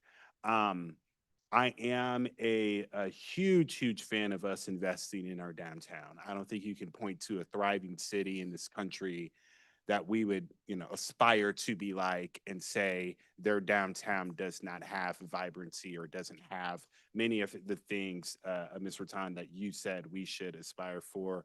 I do have a question. You all did receive a grant from Kaufman. Okay. And that was just for That was extra for FTE? DPS. It was through what? That was. Oh, from through downtown DPS. shareholders. So it Yes. wasn't through the SMID. No. But can you just speak to those efforts and kind of what that has resulted in, because the SMID and DTX Mhm. work so closely together? Yeah, the Schmidt has given us, the Kaufman Foundation grant has given us extra capacity for staffing. We're also using that money to help us figure out fund development. From the DTS side, we need to learn how to fundraise. A lot of the money that we got we get memberships, a few $1,000s from memberships and grants that I apply for. And so we need an ongoing way to stabilize the DTS budget so that it's not dependent upon how many grants you got this year or not. And so, are there big funders out there? There are specific funders that have streams of interest, and some of it's community development, sometimes it's, health and wellness, sometimes it's, kids or something. So looking to find those funders who will want to invest in downtown. The other part is in just development of our board, and again, more capacity, more development, more engagement. And so it's called a capacity fund. Awesome. So to give our organization, strengthen our organization. Yeah, and that's great because I imagine again with those two kind of working very closely together, it's very hard for one to succeed and for the other one not. And a lot of entities, particularly right government, which is really hard to get dollars in, will have a nonprofit arm or at least an association of some sort to make that fundraising easier. And so, yeah, I am in support of us continuing to make the investments and for us to continue the momentum. I think we made a pretty sizable investment in United Market, right? The former Merck site, and we've had to do a lot of subsidizing to get things going. I would love for us to get to a point where we do not have to, or for us to lower that amount so that we can see downtown really take off and really thrive. So thank you for your work, and I look forward to the continued success. And I'm glad there's some direction with the Brotherhood Bank and what the future of that facility will be. So thank you. Thank you. Thank you. Commissioner Howard. Howard, District 1. Thank you all for that presentation. If we could we go to the slide with the pictures on it? Well, yep, there it is.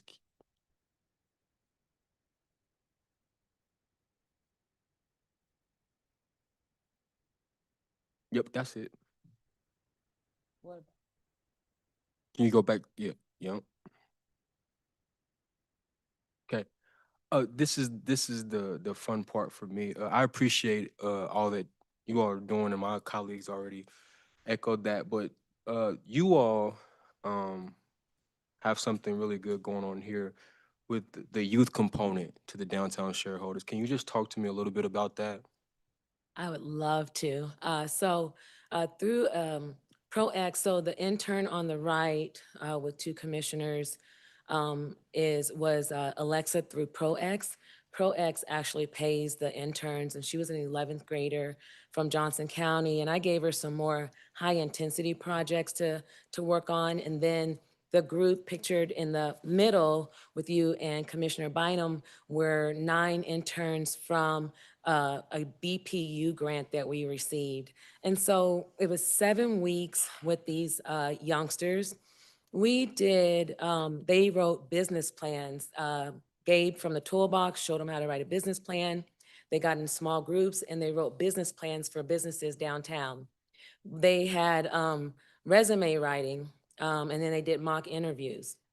They walked pretty much at least once or twice a week to lunch and other places. And so they just got to learn the city on foot. They spent a whole day with the fire department. They spent a day with you. They met the mayor a couple of times. They even talked to Mrs. McFetters about public relations.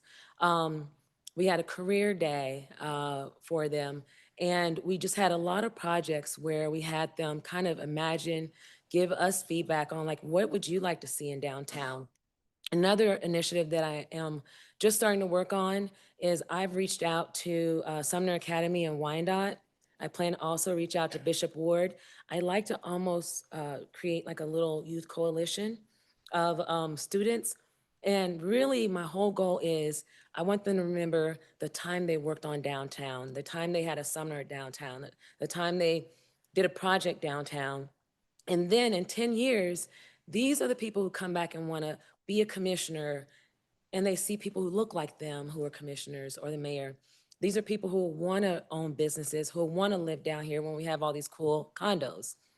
And so I actually was talking with someone from USD 500, and they said there's a program called Diploma Plus, and where if I grab those, if I can get those students, they actually get like a capstone credit for that as well. So that's my next step. I just emailed the principals and the counselors, and it was right at the beginning of the year. So I'm slowly getting some responses back, but I'm leaning towards getting a little Diploma Plus group together to really help us imagine the future, because they're the ones who are going to inherited from us. Thank you. Yeah, and the last thing is, I think it's important. Exposure is important, and we always talk about you can't be what you can't see. And so you and I are both from District 1, the Northeast Yes. area, right? And so for you to have that component to the downtown shareholders to have more of a pipeline, right? To create that pipeline for. Yes. And one of the main questions that I was asked when I was, running for office was, what are you going to do to attract young folk, right? And it's you are providing that pipeline for them, allowing them to be able to express their creativity, allowing them to be able to see the city, exposing them to civic engagement. So I think that's very important. And so if you all continue on that path, I believe you're already on a path of success. So thank you. Thank you. Thank you, Commissioner Howard. Commissioner Stites. Stites, District 7. Along the lines with what Commissioner Davis was saying about the other nonprofits, the community college, I'm not sure about that I quite understand how the 128 were the largest contributor, I guess, if it's square footage but you have BPU at 17.5 and you got the KU Health System at 26. Where is the KU Health System within that district? They're actually outside of the district. But yet they're making a contribution, right? So I think that's very important. I knew the answer and I wasn't trying to trick you. I knew that, right? But I mean, I think that just goes to show what we are, what good partners look like, right? So when we're talking about other deals that are made, whether it be out west, and we're looking for how they can contribute into our downtown well, oh. Yeah. So there's ways that we might be able to, there's, other economic development deals that are occurring out west. Well, here's ways that we can do it. I will tell you, a little disappointed that the community college hasn't stepped up since they bought that property for $10. I would think that would be something that they would like to step. I'm hoping that before we see this again in October, that there's been movement on that. Yeah, you may know that Dr. Mosier was our previous chair of the Schmidt Board. The college experienced a bit of turbulence in even finding their next president. And I asked a couple of times if they had even selected a site director. And a few months ago, they had not. I'm pretty sure now that the college is open that they have, and I'll reach out to that site director. I actually have reached out to Swope to ask and just give them a overview of what we do. And so once I find out who the site director is for the downtown site, I'll get a meeting with him or her. Okay.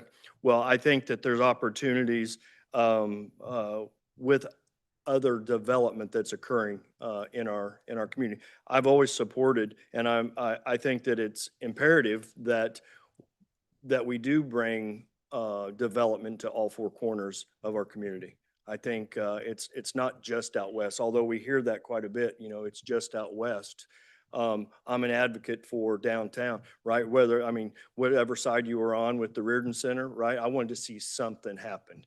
And I hope that there is. I hope with the Brotherhood building, there is something that happens. I would imagine that maybe somebody like the Kansas City Chiefs could absorb this whole amount, right? And make this go away, right? And take it off of the taxpayers that own businesses down there. So there's a lot of different things. I just think it's a matter of how we craft our development agreements, what we asked for in civic contributions.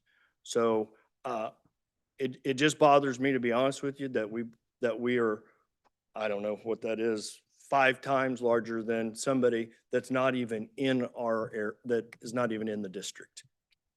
KU Health System, right? I appreciate it. I really do. I'm glad. But I'm hoping that there's some of the other nonprofits will be contacted and how we look at them. If they're not, I don't know if, for instance, I'm not sure, Wyandotte, where are they at in this? I don't know if Wyandotte is a nonprofit or not. I'm not sure, but I would think that Wyandotte, I don't know if they pay property taxes, but they would also be a one that I feel like should be contributing. If they're not, I'm not saying they're not because I don't know. They're not. Okay, well, they're not. So I would think Wyandotte would need to be contributing. I think there's a lot of entities that reap the rewards of what's being done down there and the potential good things that are coming and not contributing. And I think that needs to be rectified. Thank you. Thank you.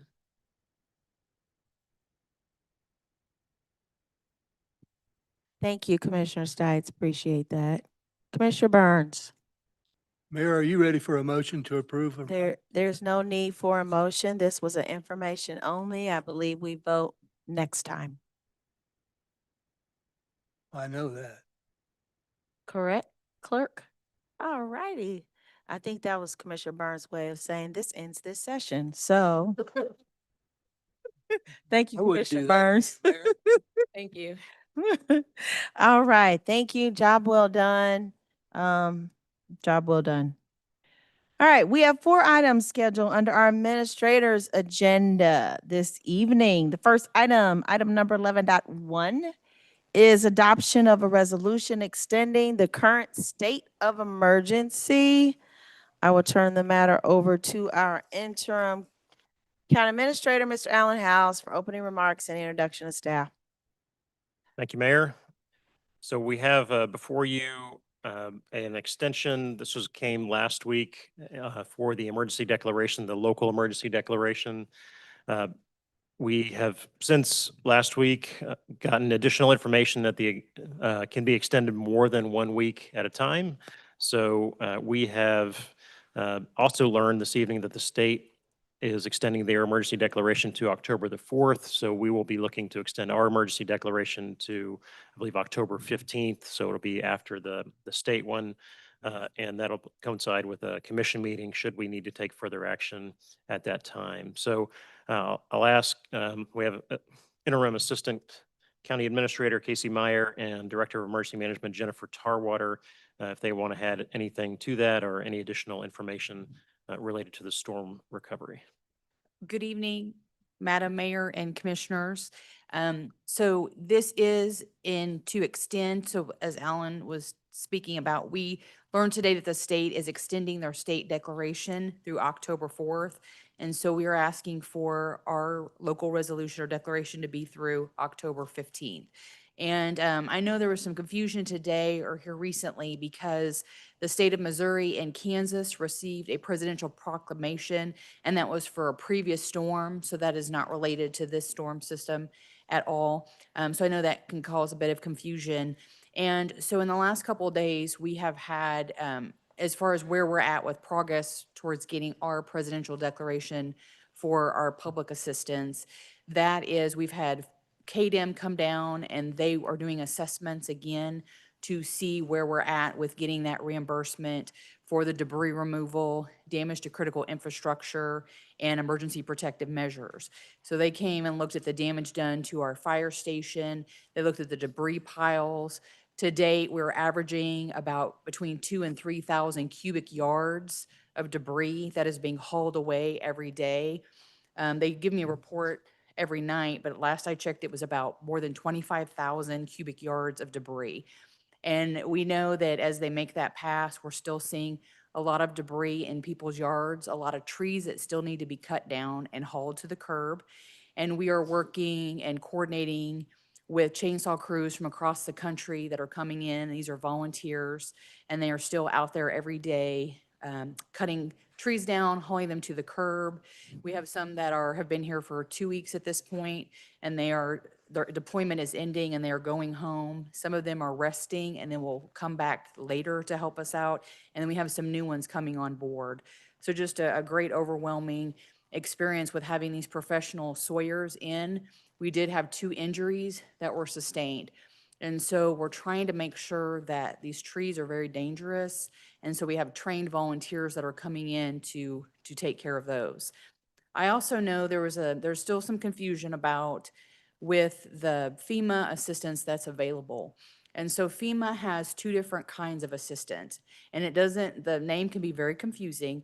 So there's what's called public assistance. Excuse me, is this all relative to the emergency extension? Or are you just giving us an update? I'm just giving you Which an one are you update. doing? Okay. Yeah, anybody have any questions or do you want Is to? it, I think the commission board has some questions. Okay, sure. Commissioner, Yep. okay, he took it off. No, I Commissioner, didn't. I thought you were calling me, sorry. Commissioner Stites? Stites District 7. Did you mean to say, or did I hear wrong? Did you say that you're extending it through October 15th or September 15th? Because I was thinking that when we did it last, It's an extension through October 15th. so I thought that when we talked about this last week, that it was every, was- we talked, because we said it's So- come back every week. I think it was Commissioner Bynum that Right. actually said it. So Commissioner States, that's my fault. So when I first interpreted the statute, I was being overly cautious because of the language in the statute. The initial term has to be 7 days, but with commission approval, then you can extend it past 7 days. And despite me loving to see you guys every 7 days, I understand that there's a desire to try to push that out because we don't have commission meetings set up. And so based off of the state being able to extend theirs through October the 4th. We would like to extend ours to October 15th, which gives us an opportunity to review the progress we've made. And I appreciate that. I just wanted to make sure that I was That was tracking my- what that you was my said. Stites motion to approve as submitted. Second. Okay, Lopez, you just want a second. Davis, do you have a question before the vote goes? Otherwise, we're ready to vote. Yeah, just real quick. I know, Ms. Harwady, you had a lot to offer, and I know we also have a lot to go through. So if you could put that in a memo or an Yes. email or something, greatly appreciate it. Yes, and we are working on an executive report now to get that all to you with the summation of what has happened from the beginning to where we're at now.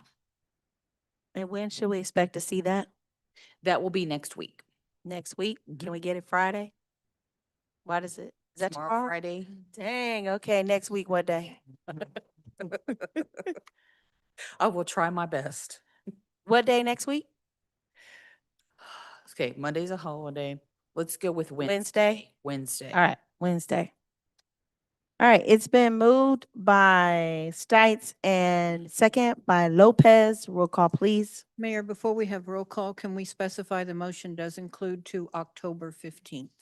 Yes, the motion does include until October 15th. Roll call, please. Mayor, that is correct. I will make it till October 15th. And then I believe that Commissioner Lopez has a question before we vote. Okay. Commissioner Lopez? Madam Mayor, thank you so much. You're so welcome. Lopez. I just had a quick question on, what is Kansas City, Missouri's, emergency response department doing that we're not doing, or what are we doing that they're not doing? Or are we, is everything, as far as what the president, when you said that from money that was coming from the previous storm? So that is a different storm system. Right. So we could have like our storm system that came through. So the storm that happened October 19th around between 1 and 3 a.m. We are the only county in the state of Kansas of all 105 counties that experienced damage from that storm. And so this particular declaration, should we receive it for the public assistance, will just be our county. And sometimes they'll do contiguous as well, assuming that there's some slight damage. But it can be confusing, especially when they overlap, because another community could have something tomorrow and get a declaration. So that's why when they come out, you really have to read them because it can be confusing. But the one that was just announced, that does not pertain to us. That's a different storm that went through in different areas. Right. I was thinking that was a little early for us anyway, because there's still damage that we're still trying to, yeah, I get it. Correct. Okay, thank you. Okay, we're ready for the vote. We had a motion from Stites and a second from Lopez for October 15th extension. Roll call, please. Roll call. Ramirez? Aye. Hill? Aye. Pacheco? Aye. Lopez? Aye. Stites? Aye. Davis? Aye. Bynum? Aye. Kump? Aye. Howard? Aye. Burns? Aye. Vote is 10-0. Motion carries. Thank you. The next item, item number 11.2, seeks approval of voting delegates for the League of Kansas Municipalities Conference in Overland Park. I will turn the matter over to our interim county administrator, Mr. Allen House, for opening remarks and introduction to staff. Thank you, Mayor. So this would be naming delegates for the annual League of Kansas Municipalities Conference. Commissioner Howard and Assistant County Administrator Lucas would be the delegate and alternate for that conference. And when is that conference? I will turn it over to Mr. Lucas. Madam Mayor, Rodney Lucas, Assistant County Administrator. The annual conference is for October 8th through the 10th in Wichita, Kansas. We have some misinformation here where it says Overland Park. Right, because it's not in Overland Park. Stites motion to approve. Okay, I'll second. it's been moved by Stites and second by Comp. I need roll call, please. Roll call. Ramirez, Aye. Hill, Aye. Pacheco, Aye. Lopez, Aye. Stites, Aye. Davis, Aye. Bynum. Aye. Kump, Aye. Howard, Aye. Burns. Aye. Vote is 10-0. Motion carries. Thank you, Commissioners and Clerk. The next item, item number 11.3, is adoption of a resolution authorizing an increase of $3 additional charged for vehicle registration or renewal for a total of $8. I will turn the matter over to our interim county administrator, Mr. Allen Howe, opening remarks and introduction of staff. All right. Thank you, Mayor. And I guess if I could ask our Budget Director to come forward as well and our CFO. This is on the agenda. This is the first item. It is really part of the budget discussion for this evening and hopefully the adoption of the budget.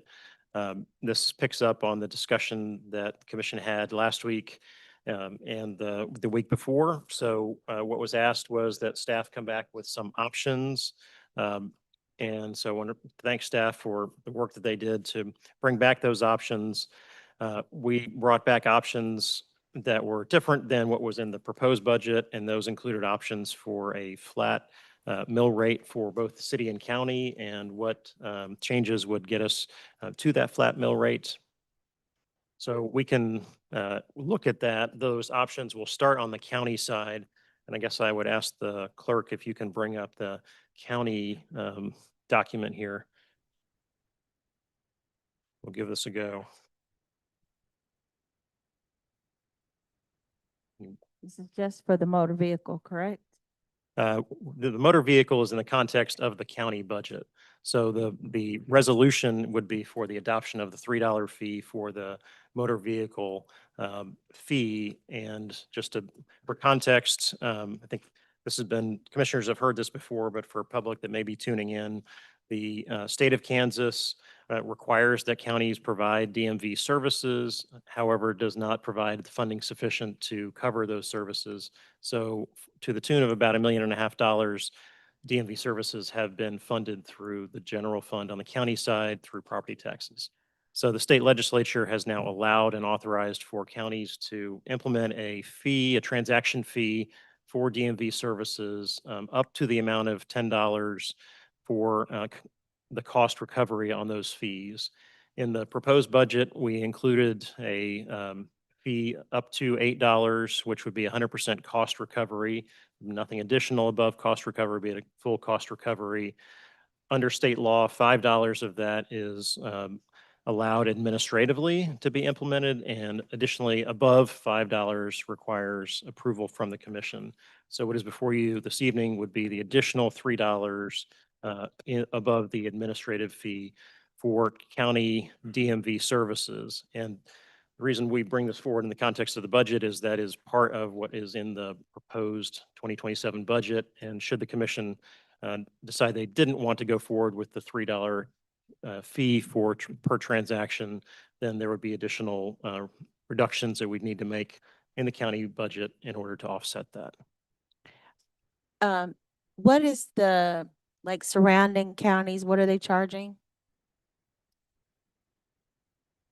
Shelley Knieven, CFO. So we looked at that as well, Mayor, and actually 88 of the 105 counties throughout the entire state already had implemented the $5 administrative fee. Although really small counties, if they only have one location, they can only do $2.50 because it's they only have one location. So the rest of the counties have added an additional $5? Yes, ma'am. And we're only doing $3 No, ma'am. because, We're doing $5 administratively like these other which we already counties. had. And So then we're we're adding, recommending an additional 3, which is what the resolution is, because it requires, under this state law, it requires you all to act on that. We have looked at, okay, so our other counties that already had the 5, are they gonna go up to Uh-huh. the 10? that's what I'm asking. Yes, so Johnson County, Sedgwick, Shawnee, Wichita, and Leavenworth have already voted to go up the additional full 10. Douglas County said an additional 3, which would be the same as us. And then there's a number of other, other entities that are, evaluating what their vote would be. They're having the same Okay. discussion at the same time you are. Okay. All right. Do we need a presentation on this? No. Commissioner Pacheco. Thank you, Mayor. Pacheco, District 5. What are the intended, just kind of outcomes or results that we're trying to achieve with the extra $3 primarily within the department? So the additional outcomes are primarily to put in place a proper funding strategy so that it is self-funding as opposed to being on the backs of the property taxes, which is how it's currently partly funded. So it's to put the right funding structure in place, much like an enterprise fund. So a sewer, you pay sewer fees. That's how you pay for your sewer. Same thing for this office that we're required to have the fees and fully fund the office.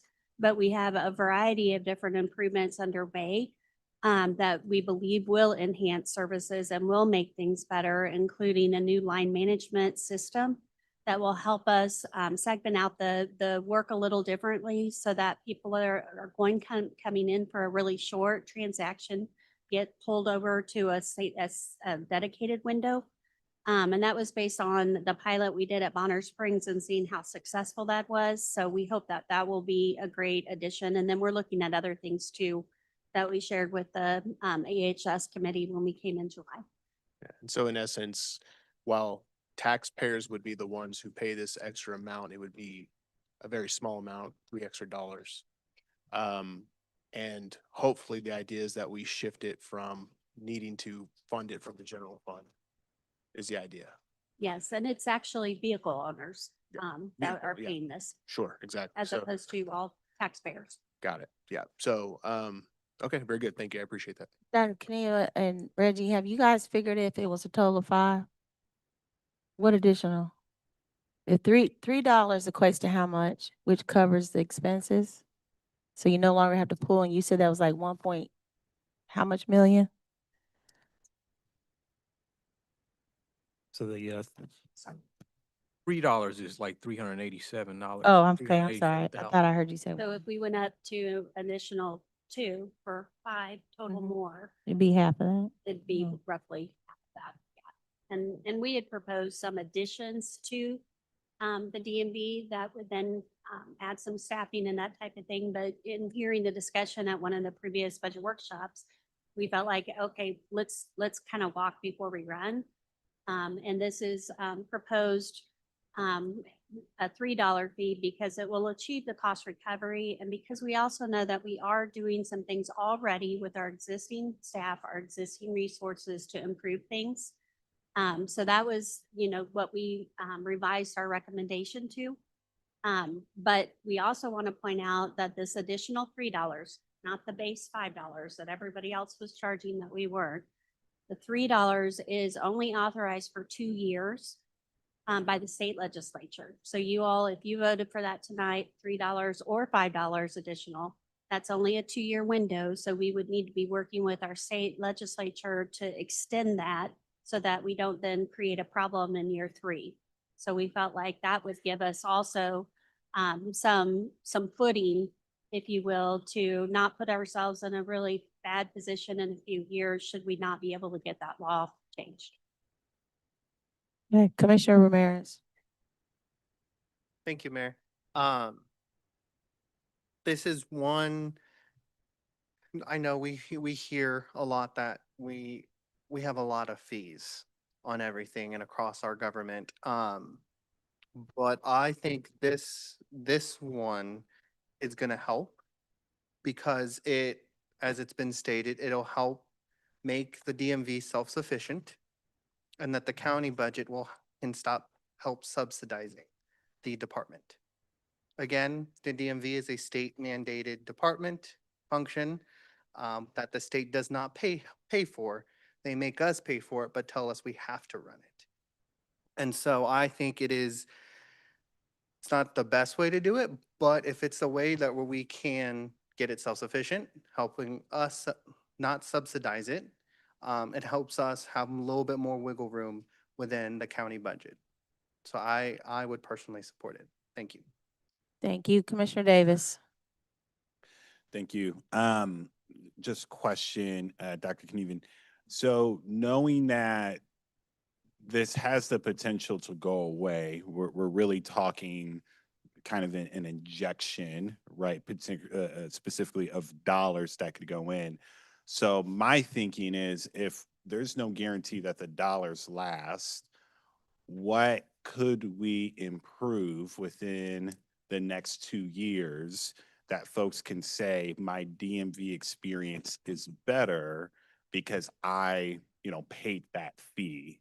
I guess what I'm trying to get at is I would hate for us to do this and then nothing gets better, but it all gets more expensive. I would like for us to say, and I think we talked about this earlier on in the budget, there's some system, there's some process, there's something that makes us more efficient and better with our customer service. So can you speak to that?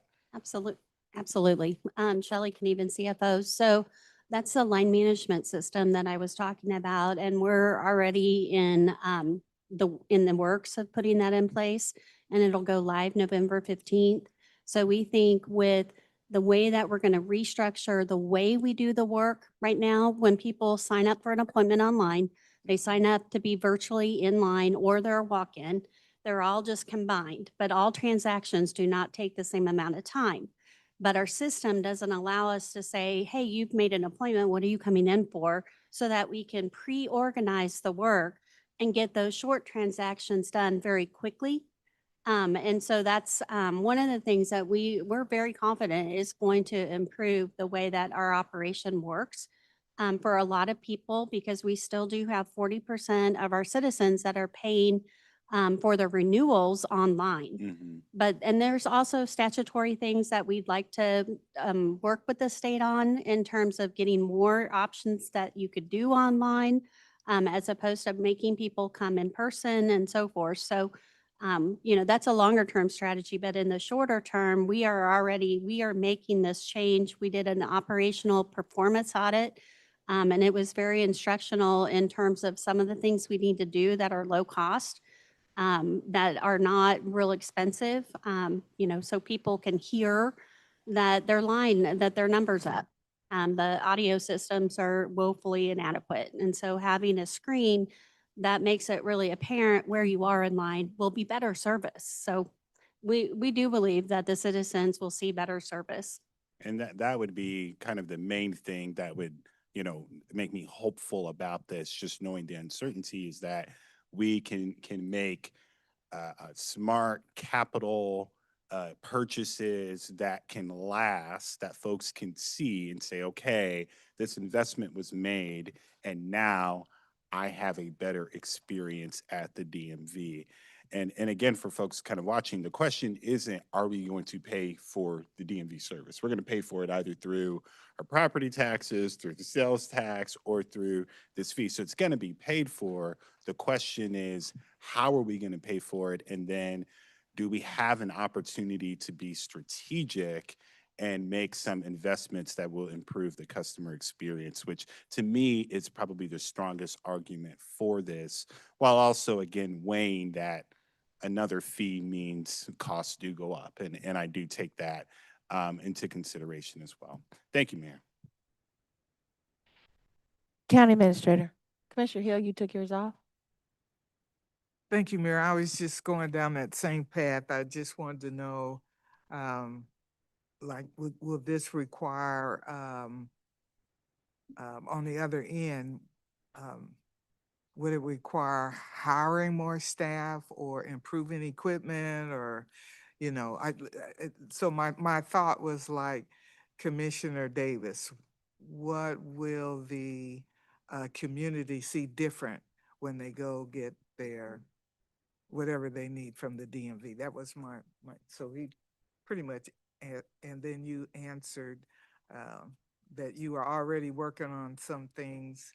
And so, yeah, it would be helpful because that's one of the things the community asks. Where are we're paying for this and we don't see any improvement. So that's what I'd like to hear. What are the improvements that we are expecting? Thank you. Thank you, Commissioner Hill. Interim County Administrator. And I'll just add to, I think it's worth noting that the state of Kansas also has a motor vehicle modernization task force that's also looking at motor vehicles. I think one of the challenges for the motor vehicle office is that the back office systems that they rely on are state systems, and they are not the most modern state systems. I think would be a charitable way to say that. And so that if you look at what some other states have now in terms of online services for DMV and other things, this is one of the areas that the state is looking at, as well as I think the fee structure and how counties can continue to fund these services. So it's an active conversation at the state level as well. Commissioner Davis. Thanks, man. I'll say this very quickly.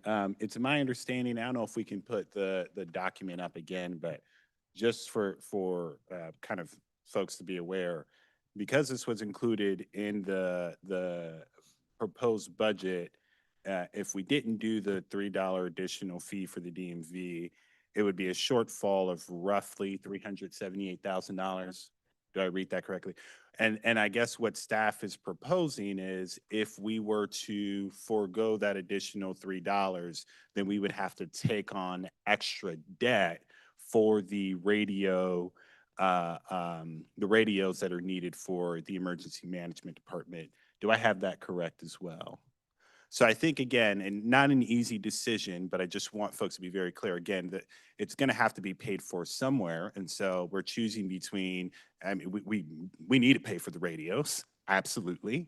But the question becomes, do we want to pay for it with cash? And that only becomes available because this fee, right, takes some pressure off the general fund and allows us to not use debt to pay for those emergency radios, or do we finance it? And then, of course, we have to pay interest. And so, again, another thing for us to consider as we weigh multiple very much needed concerns and pros and cons with this proposal. Thank you.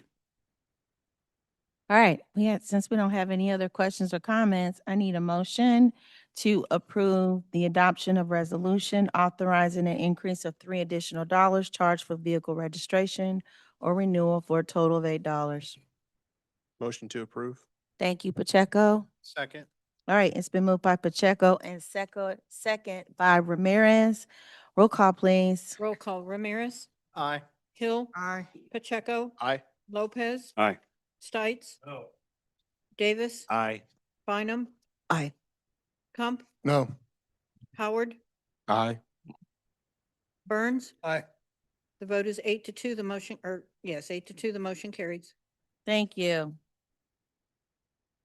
All right, the last item, item number 11.4 is one item. However, there are various budget elements within the item. Each element will require a separate vote. At this time, I will turn the matter over to our interim county administrator, Alan House, for comment. All right, thank you, Mayor. And I'll ask if we could, clerk, if we could bring that document on the county side back up.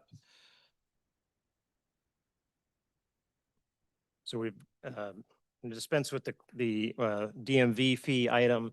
In the proposed budget that was presented to you all, it included a 1 mil increase on the county side, and that was composed of two parts.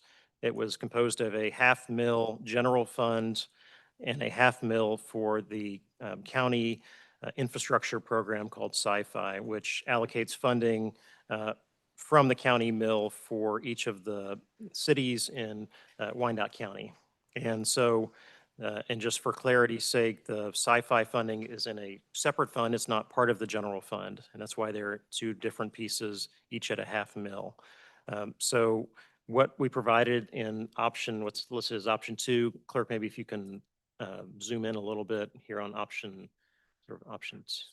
You can't zoom in, okay. Commissioner, you have, I believe you have the document in front of you. There she is. There she goes.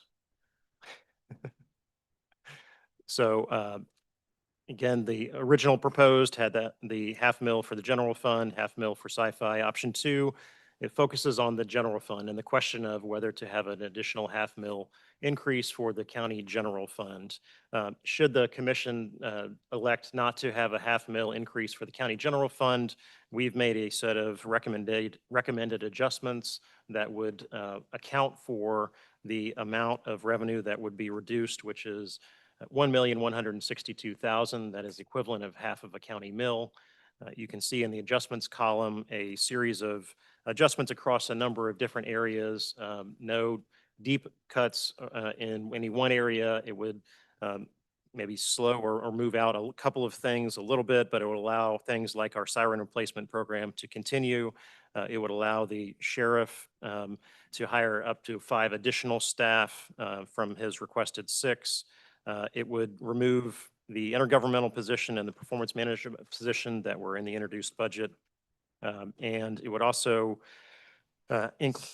includes savings from more active management, if you will, of personnel vacancies. So as an example, if there's a vacant position that comes open during the year, that might be held for a month before that's filled. And because all the positions in the budget are funded at 100%, that would generate hard dollar savings that would be towards these targets here. And then the last item is the emergency radios. This is a large dollar ticket item. And so we had envisioned funding that partially with lease financing and partially with cash. So we would increase the amount of lease financing, and that would generate an additional $500,000 in savings. So again, the total of those adjustments equals and just exceeds what the reduction target would be for the $500,000 on the county general fund side, should the commission elect not to go that route of the $500,000 increase. And open for questions if there are any on that one. So I have a point of clarification. On the No County General Fund, we had this conversation earlier, but I just want to see what my commissioners think. This 1.162 is the reduction target, which is half of the mill. But if you were not to do any mill, the expenses exceed the revenue currently for the county.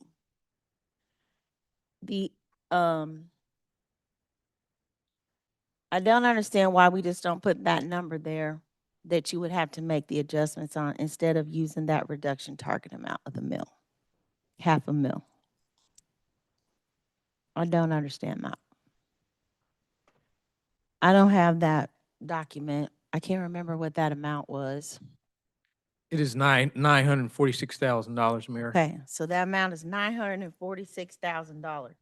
And the number that Mayor Watson is talking about, it's the deficit with not having the $500,000 within the county general fund. So it's a negative $946,000, and that means we have more expenses coming in than revenues. So why can't we just use that number instead of the 1.162? That is definitely possible. Huh?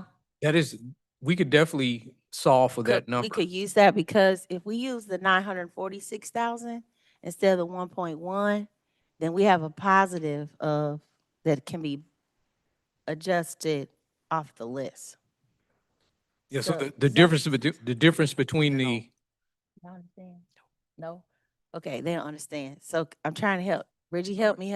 So the difference between the $946,000 that we have a negative balance for in the county general fund and the $1.1 million that's on the sheet, difference is like $225,000. That means we would have to cut $225,000 less. So some of these adjustments that County Administrator Howes has put out, we would not have to do. You follow me? So on that one sheet that they showed us, where it had, somebody have theirs? I didn't bring it. Let me maybe give it a try, Mayor. You want me to? Commissioner Ramirez? I, Yeah, you can try. I guess I'm trying to like understand where you're thinking, or, so we Well, have this 946,000, that's a deficit. Mm-hmm. Why, I guess I'm on the same line of view of why can't we find either reductions or reducing from that 946,000, since if we go to the route of we're not going to take a mill on the county, let's just revert back to the deficit of the revenues and expenditures. So that's where I see where you're coming from there. It's kind of hard to describe it. Let me give it a try, and Okay. budget can correct me. In the introduced proposed budget, um, well, no, Reggie, where's the 946 number come from? So The the difference between expenses and revenues. So if we don't have the additional half mil in the county general fund, and did not cut any expenses, we'd be dipping into the fund balance $946,000. So that difference is the amount that you need to adjust. And something to add to that, Shelley Kneven, CFO. In the original proposed budget, we were adding to the fund balance. Remember, there was a positive. I not know, just a- I don't want to add to I the fund understand that, balance. Mayor. I'm just explaining the difference between what a half mil is, which is 1162. I know what the And half then mil is. And the 946 Is the because difference. we weren't going to be adding to the fund balance if we don't do the mill, but if we do the mill, then we add to the fund balance. Right, but I don't want to add to the fund balance. Understand. I want to just keep it flat, okay? And if you keep it flat with no mills, all right, we're still at a deficit of $946,542, right? So I'm just saying, with no mill, can that sheet just reflect that 946,000 deficit and you make the adjustment off of it? Does that make sense? Okay. Because if you do it based off of that, there's 225,000 additional you have to adjust. And we don't need to do that because we're only short 946,000 and not 1.162. If you don't do the, well, I'm not short, but you know what I mean. Negative.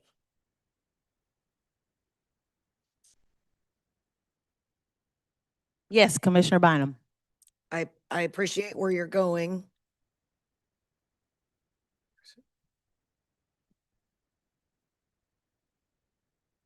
What would the,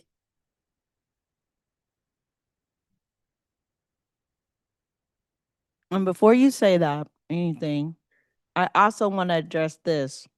The intergovernmental relations position and the performance management positions are not existing positions. Those are two new positions. So I say they don't even need to be on this document. They shouldn't be even considered because we can't afford it. So then really we're only looking at the rest of those items that would need to be adjusted.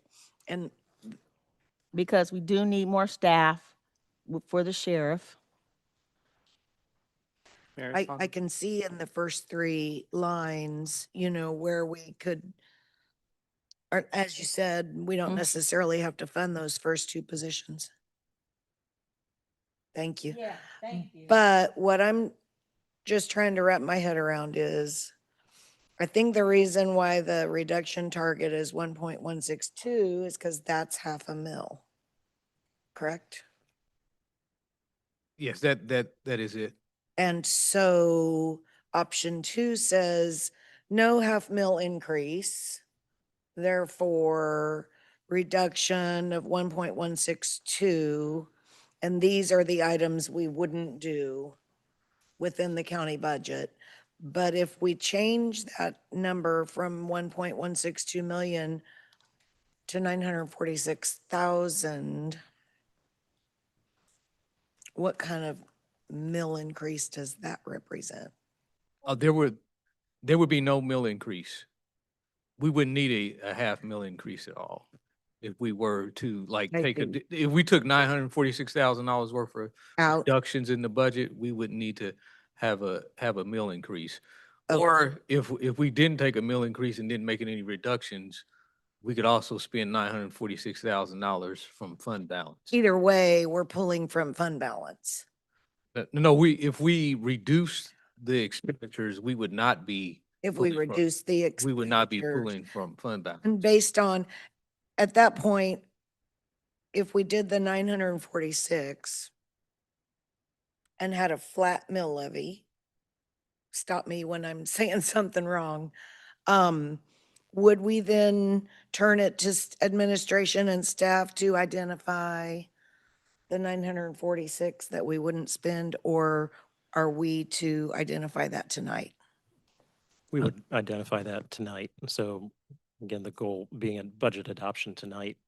Commission doesn't meet again until the 17th and pushing up on the state deadline. So it's really, if that, to add 216 back in, you could add in the sheriff at 110, you're at 106 left. And you could add that back in, let's just say cash radios, and you're done.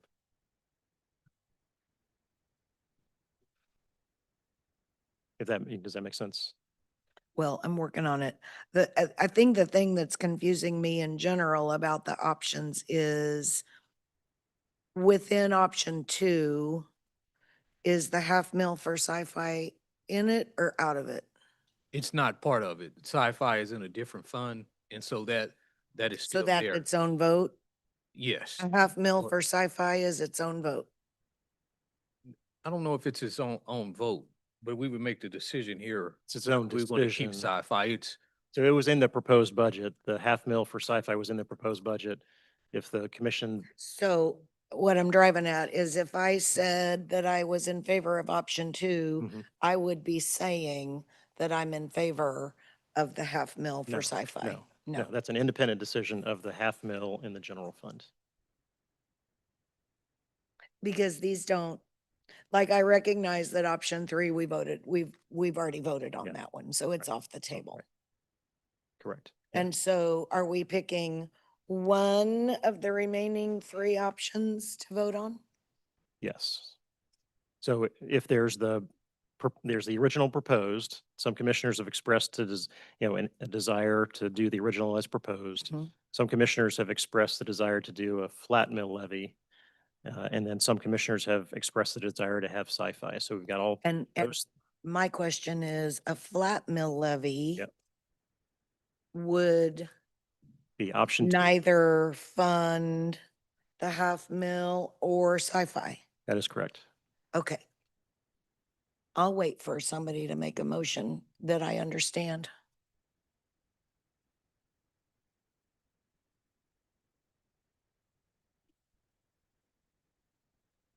Commissioner Ramirez. Thank you, Mayor. If we are gonna go with the reduction target of 946 and 542, what would be those, as Alan said, the administrator said, that we need to have that decision tonight to pass the budget. So I would ask, can we verbally say what those Yeah. reductions may be so that I can write them down for myself? Commissioner, what I just suggested was that we add back in the sheriff's position. So that's 110, and then you add 106 to the last line item, which would be additional cash for the lease purchase of the emergency radios. And that'd be in the amount of 106,000. And that totals 216,000, which is the difference between the 1162 and the 946. Okay, thank you. So to make it a little clearer, hopefully. So using the 940 946. That still was going to give us money to the fund balance, the 215, 216. So we don't do that, right? And the choice, the recommendation that Alan just articulated, the interim county administrator, was that you would not do the intergovernmental, you would not do the performance management, but you would do the sheriff staffing, so that negative 110 goes back in. You wouldn't do you would do the reduction in siren, and you would manage the positions through position management, but you would change that 500,000 to a reduction of roughly 398. 398. under 394. 10.6. So it would be more that we could do in cash, but we still need to do some of that in lease financing. But that would be how that sheet on option 2 would be adjusted. And not to add too many alternatives to that, but if you wanted to add the 50 back in for the siren, you know, you do that and then just do less on the radios. So, Or you just do the 946 and then whatever that difference of 225, Mayor, Well- that was the 946. that was the Those 946. pages were the 946. Okay. Mhm. I'm talking about the 946 versus it doesn't matter. Never mind. Commissioner Hill. Thank you, Madam Mayor Hill, District 4. I'm just trying to understand on the 75,500. I think the mayor mentioned that this intergovernmental relations position is really not a part of the budget, or it shouldn't It- be a part of the budget. It It- does. Go ahead. it's in the 2027 proposed budget, so it was funded in the 2027 proposed budget. It would be a new position, so there's not a body in that position. So it would, by removing it, it would count towards the 946 reduction number for both of those. And also note that both of those positions are ones that would be funded by the city and by the county by virtue of the position crossing and working in both areas. Okay, so I'm gonna ask the question again. Maybe this time I'll understand your answer. So you're saying even though it's a part of the 2027 budget, proposed budget, we've got to do something with it now? That's what you're saying? Right, to hit the 946 reduction, which is if you Yeah. don't include the half mil, so you have a flat mill rate, you've got to take reductions out of the proposed budget in order to balance that out. And that would be the adjustments on the right column that would get you to this balance between expenses and revenues. So you're not dipping into fund balance in order to have a balanced budget. I don't know if that.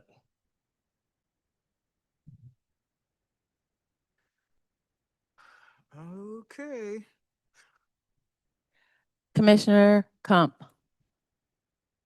Thank you, Mayor, come to at large. I'm following. I think personally, what I'd like to see is still reduce the entire half mil balance and allocate the remaining 216K-ish to sci-fi.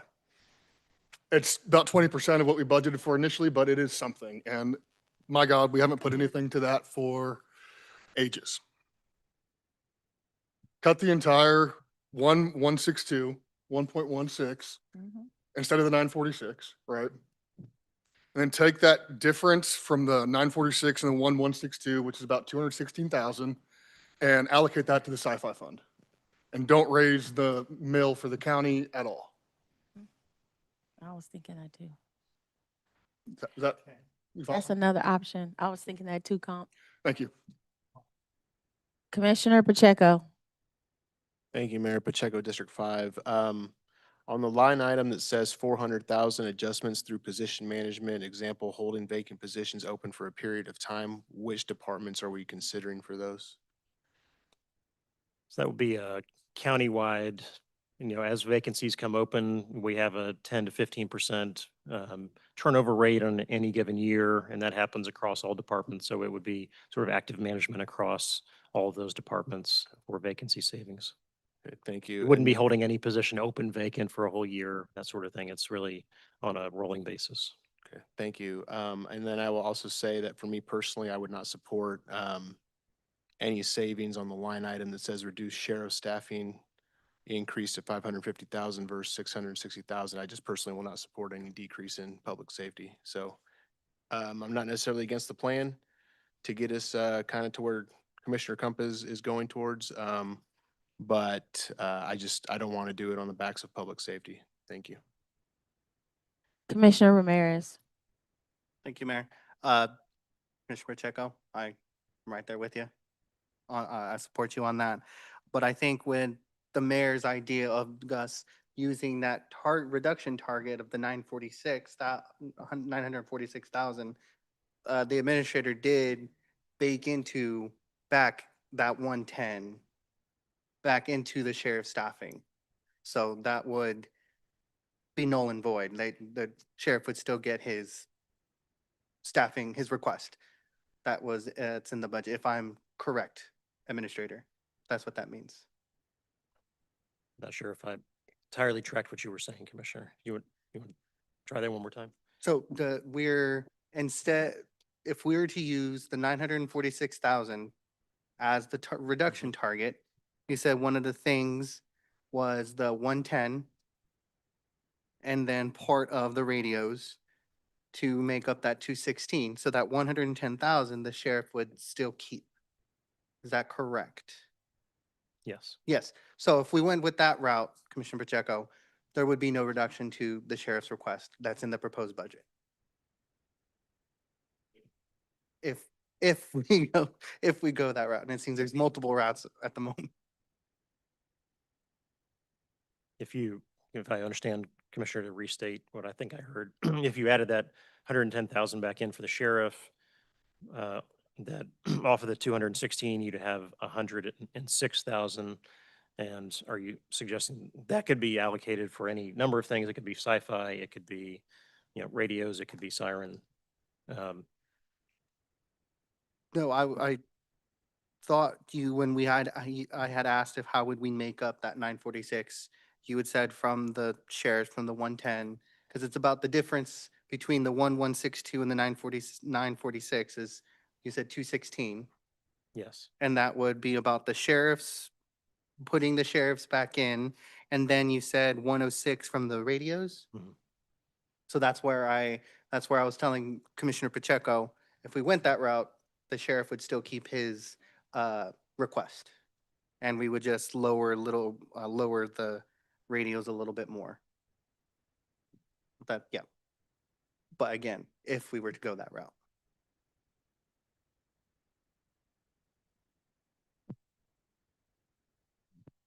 Commissioner Davis. Thanks, Mayor. I think I'm tracking. I guess the other or the trade-off would be if we don't go with the kind of current proposal, then that does leave our reserves, our cash ending fund balance still just lacking. And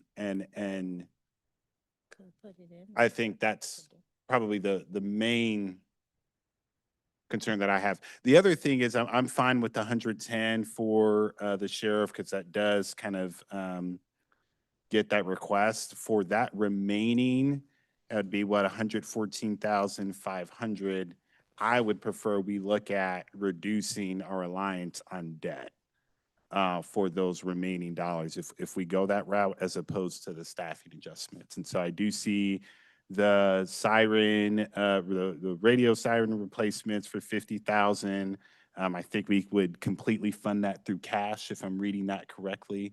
It wouldn't have to do lease financing. And then we could also lower the amount needed for lease financing for the emergency radios. And so that would be my preference for us to say yes to the sheriff and then use cash instead of debt for the radios and for the sirens. Okay. Commissioner Pacheco. Thank you, Mayor Pacheco, District 5. Somewhat of a philosophical question I just want to try to understand. I'm hearing what Commissioner Davis was just saying, and I appreciate not wanting to, trying to find a way to not have to use new debt as much as possible with what he's proposing, and I agree with that. My, I guess, an aside to that, my question would be for staff here would be, does not increasing the mill even by 0.5 limit our ability, does it limit our plan on our debt pay down? The current plan that we have to continually decrease our debt service that we've been successful at over the last few budget cycles. It does not affect it, Okay. at all. Our plan's still our plan. Okay, so that our debt pay down, our debt service pay down would still be just as good as it was. And what, can you give me the plan a little bit on that? Just exactly where we're at on that? Because I think it's important. Shelley Knieven, CFO. So, we did the first year, we did a pause, no debt. Second year, we limited it to $10 million. That's the year we're in. The year for 27, we're proposing $10 million. And then in the next year, we've got the capacity for 20, but that will be, a discussion for you all at that time. But we're still on path for that. Very good, thank you. Commissioner Bynum. If we look at slide 23 from last week's budget workshop, no additional mill for the 27 budget. Expenses outpace revenues by $946,542. And so we would be using our fund balance to balance the county side of the budget. No. Commissioner Where do you Bynum, see fund balance? we're trying to identify some reductions so that we did not, so we had a balanced budget, structurally balanced. So rather than find 1.162 million, 946,000. which less. would still have given us about 216,000 to go to the fund balance, okay? Hang We're on, I'm taking that sorry. off the table. at the Dr. mayor- Knieven, I'm sorry, can you back up a little bit? Yeah. I just am trying to thoroughly understand. Is that what that slide says on last week's budget workshop? Yeah, that other. There it is. Yep. On that slide, what Commissioner Bynum is saying is that if you look at what the amended is, and you all have already taken, you're going to take, because that money's already cooked, that 1.2 million for amended, you already spent it. So that means you took money out of cash balance, and we have $5,423,851. Now, going to 2027 budget, the fund, if we took 946,000 out of the fund balance, we'd have 4 million left.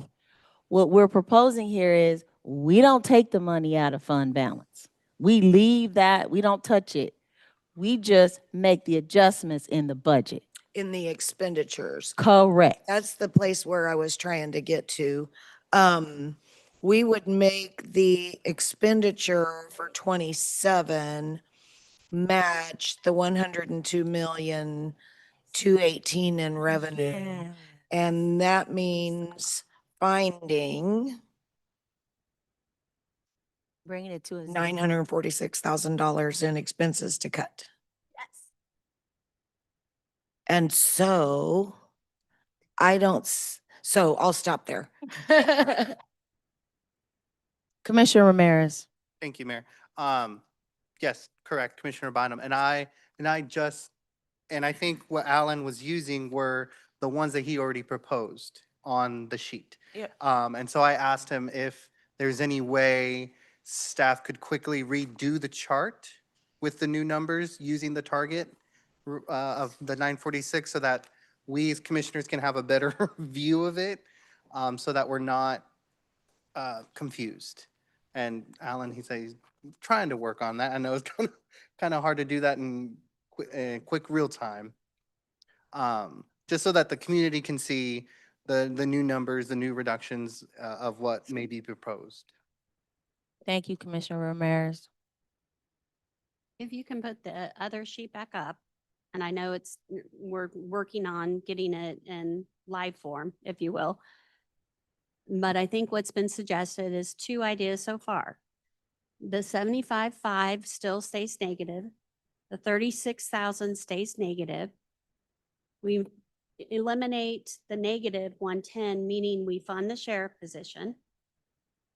And then there's been two discussion items, the 50,000, either we fully fund the sirens or we reduce the sirens by 50. That's kind of, I've heard two schools of thought. The 400,000 stays negative. And then it depends on what you do with the sirens with what you would do on the emergency radios.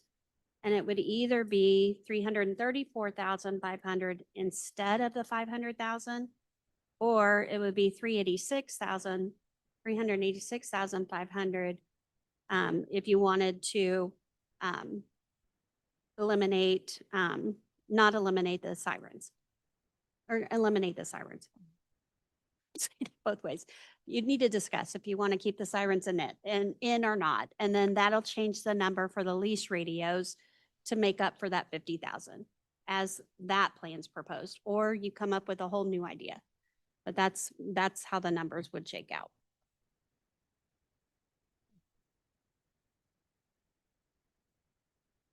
Okay, do you have it?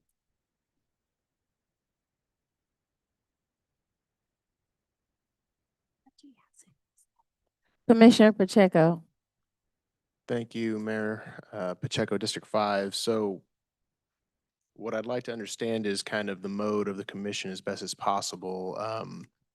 Is there no interest in decreasing our commitment to sci-fi, the amount, as Commissioner Kump essentially is proposing? I think some funding of it is better than nothing. And it gives us the opportunity to not dip into the fund balance, similarly to our current option that we're kind of talking through. So I'm not necessarily committed one way or another, to be honest, but I mean, I do think it is a creative way to try to make the sheet balance. So.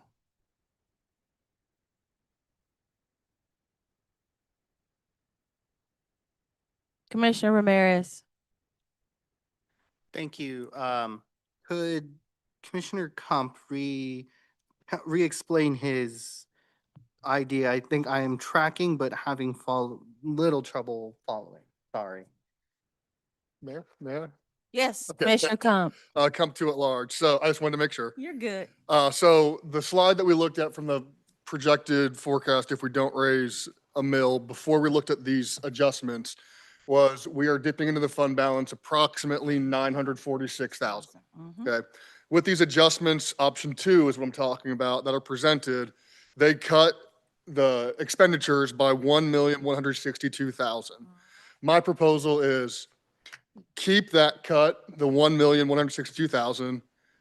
The difference between the 946, which is our break-even amount, and the 1,162 is about 216, 225. I'm not a math guy. I'm a numbers guy.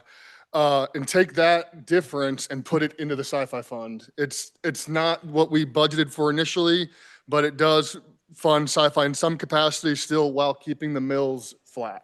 That's the essence of my proposal.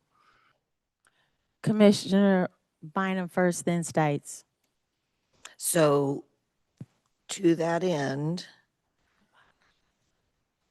we would, instead of finding 946,000 to cut, we'd cut all of these items to the tune of 1.162 so that we can carry 216 to sci-fi. And so I think to reiterate the cuts, the reduction in sheriff staffing by 50,000, right? 110. Sorry, by 110. And then that's the only one that's giving me the most heartburn.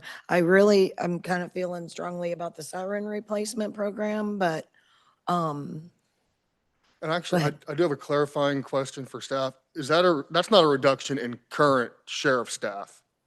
That's a reduction in staffing increases. Right. Correct? Yeah, so we're going to unfreeze 6 positions, and what this will be doing is unfreezing 5 positions. Okay, so it equates to one future hire. Okay, thank you. And that, I wanted to clarify to make sure, because if we're talking about cutting current staff, that Yeah. would change my analysis. No, that's important. I appreciate it. Thanks.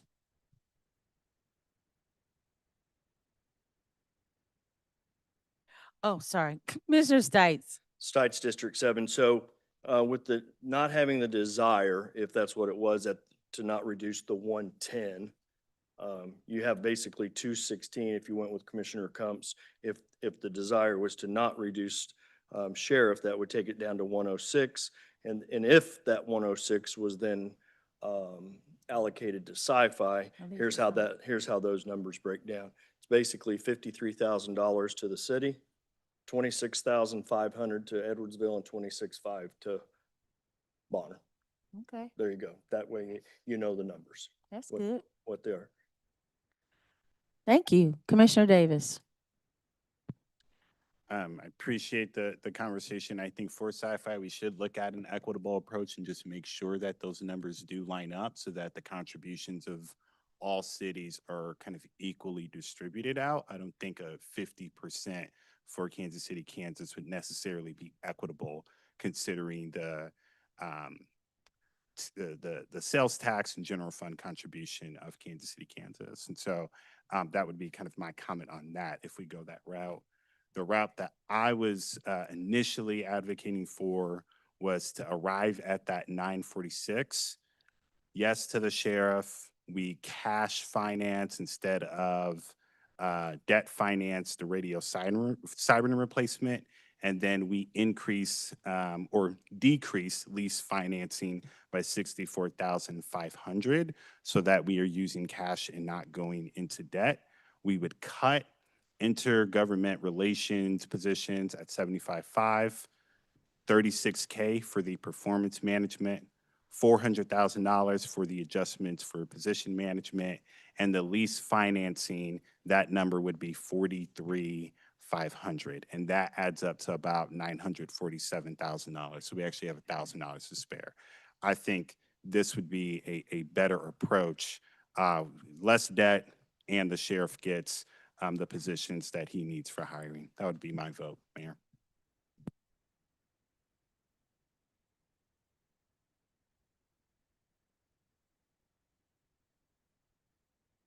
Okay, okay, I'm gonna let Commissioner Lopez go, and then I have a comment.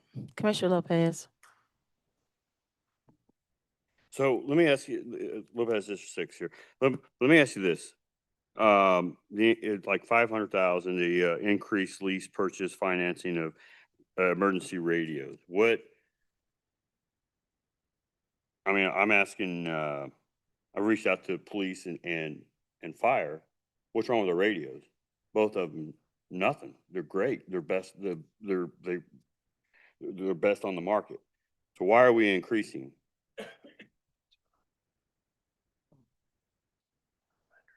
Jennifer Tarwater, Emergency Management. So all of the radios, the Emergency Management Department runs the radios. And what's left, we've cycled through, we worked the last 3 to 4 years on replacing all the handheld and mobile radios. So what is primarily left are the mobile radios for the fire departments. So we are responsible for purchasing radios for police, fire, and sheriffs for Edwardsville, Bonner, and KCK. So that's kind of the tail end of what we need for replacement, and that would be the mobile radios for the fire departments. So that's what I'm asking, the fire department, some firemen responding back to me, there's nothing wrong with the radios. Well, the radios are handheld radios or they're mobile radios. Right, all of the above. Well, I don't know how savvy they are with the radios because the technology is aging, so we're reaching end of life on those radios. So this has been a years-long process, And it's the same way with the sirens and that the tech, it's not just a replacement of hardware at this point, it's a replacement of technology. And then with the radio, the infrastructure, the backhaul that we have to do, that is to keep up with technology.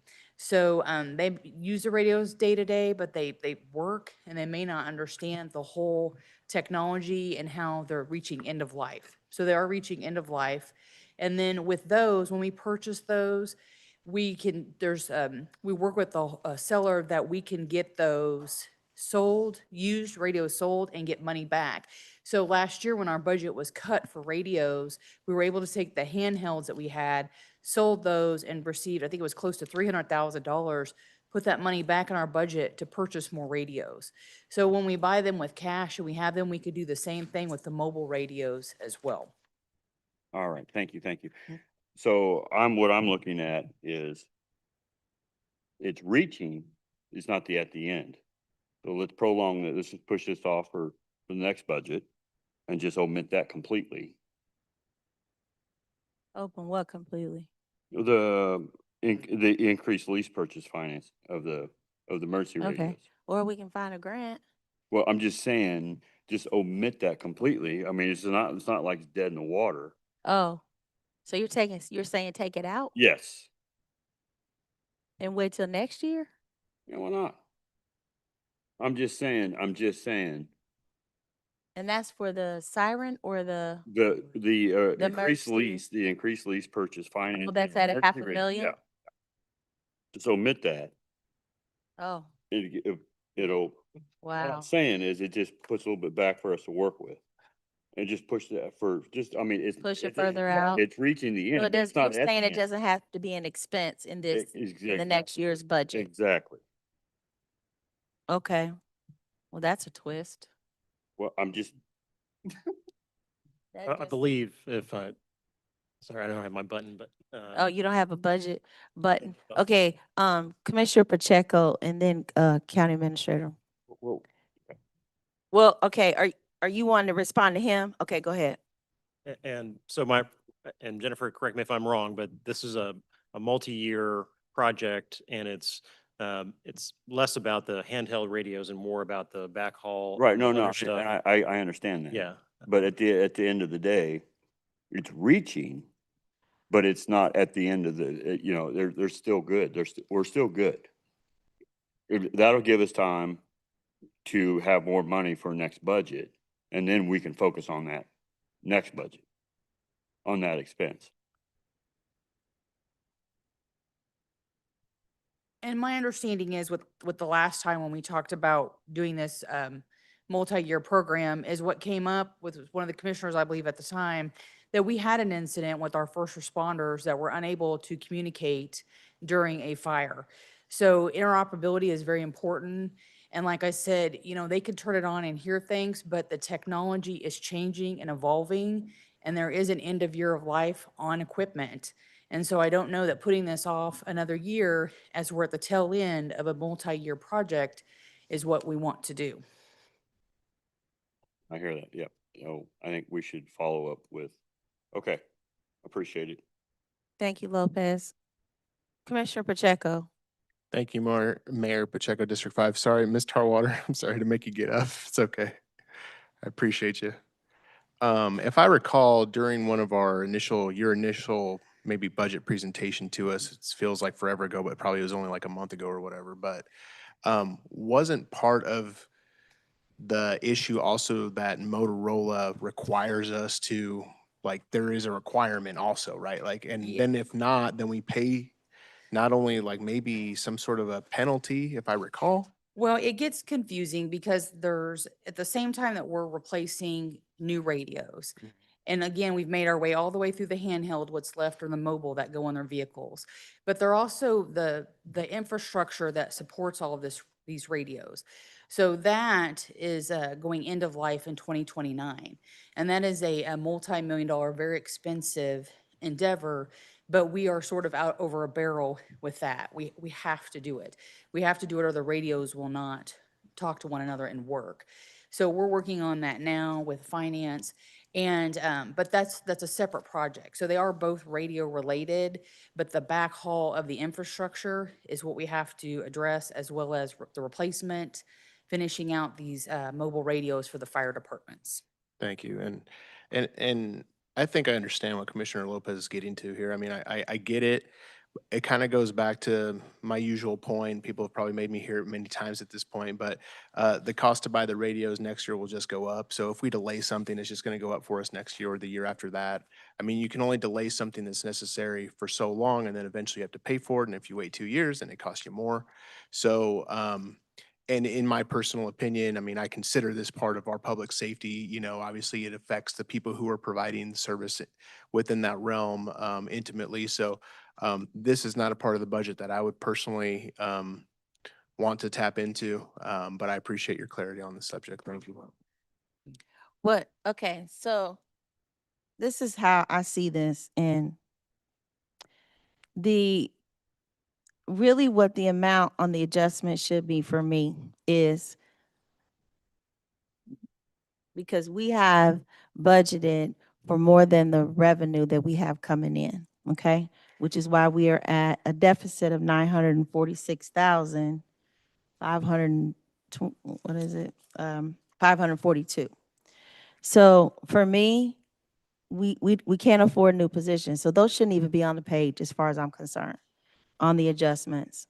That 75.5 and that 36,000 should not be on there. So if you just took the adjustments of the 110, the 50,000, the 400,000, and the 500,000, you get a total of 1,060,000. Okay? Then you take that minus the 946,542, which gives you 113,458.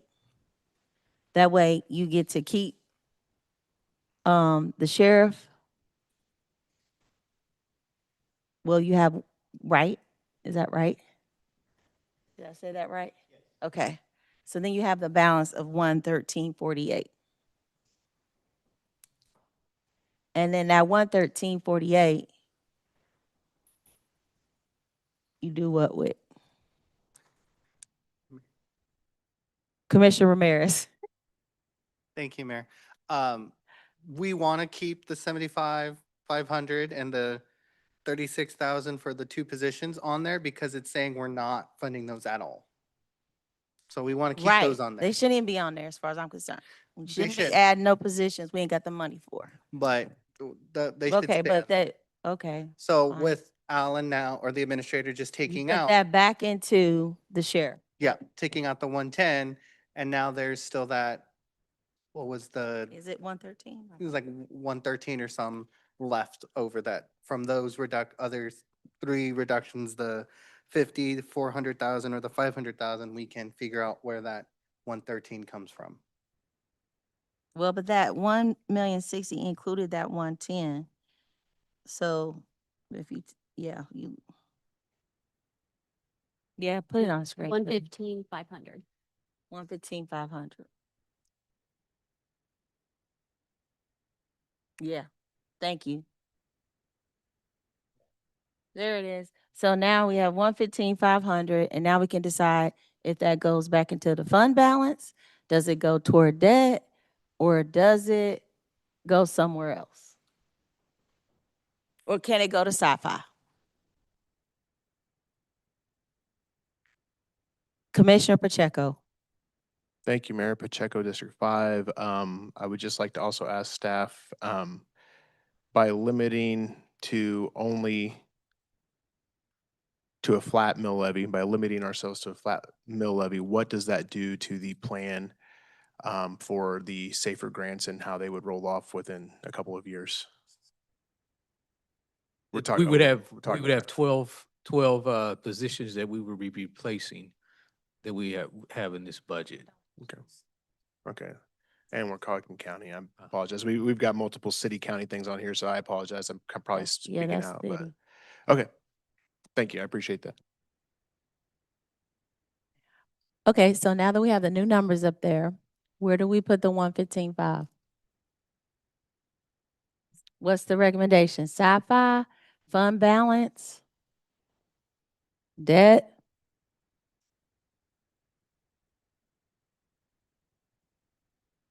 Keep in mind that the option 2 already includes the revenue from the DMV.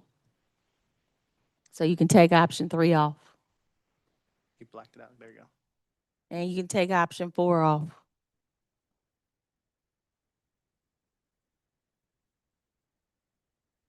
Well, I take that back. Unless y'all want to do the $500,000 route. So option 4 becomes option 3. Can it? Is that right, Reg? Option 4 can become option 3 now. Yeah. Yes. Okay. Commissioner Ramirez. So the 115,500, is that just money we have to figure out to go, or is that 115,500 of more expenses we need to find reductions in? Okay, thank you.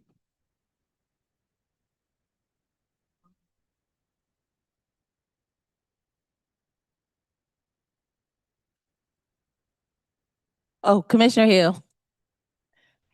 Thank you, Madam Mayor. I just want to go back to something Commissioner Crump mentioned earlier, a suggestion.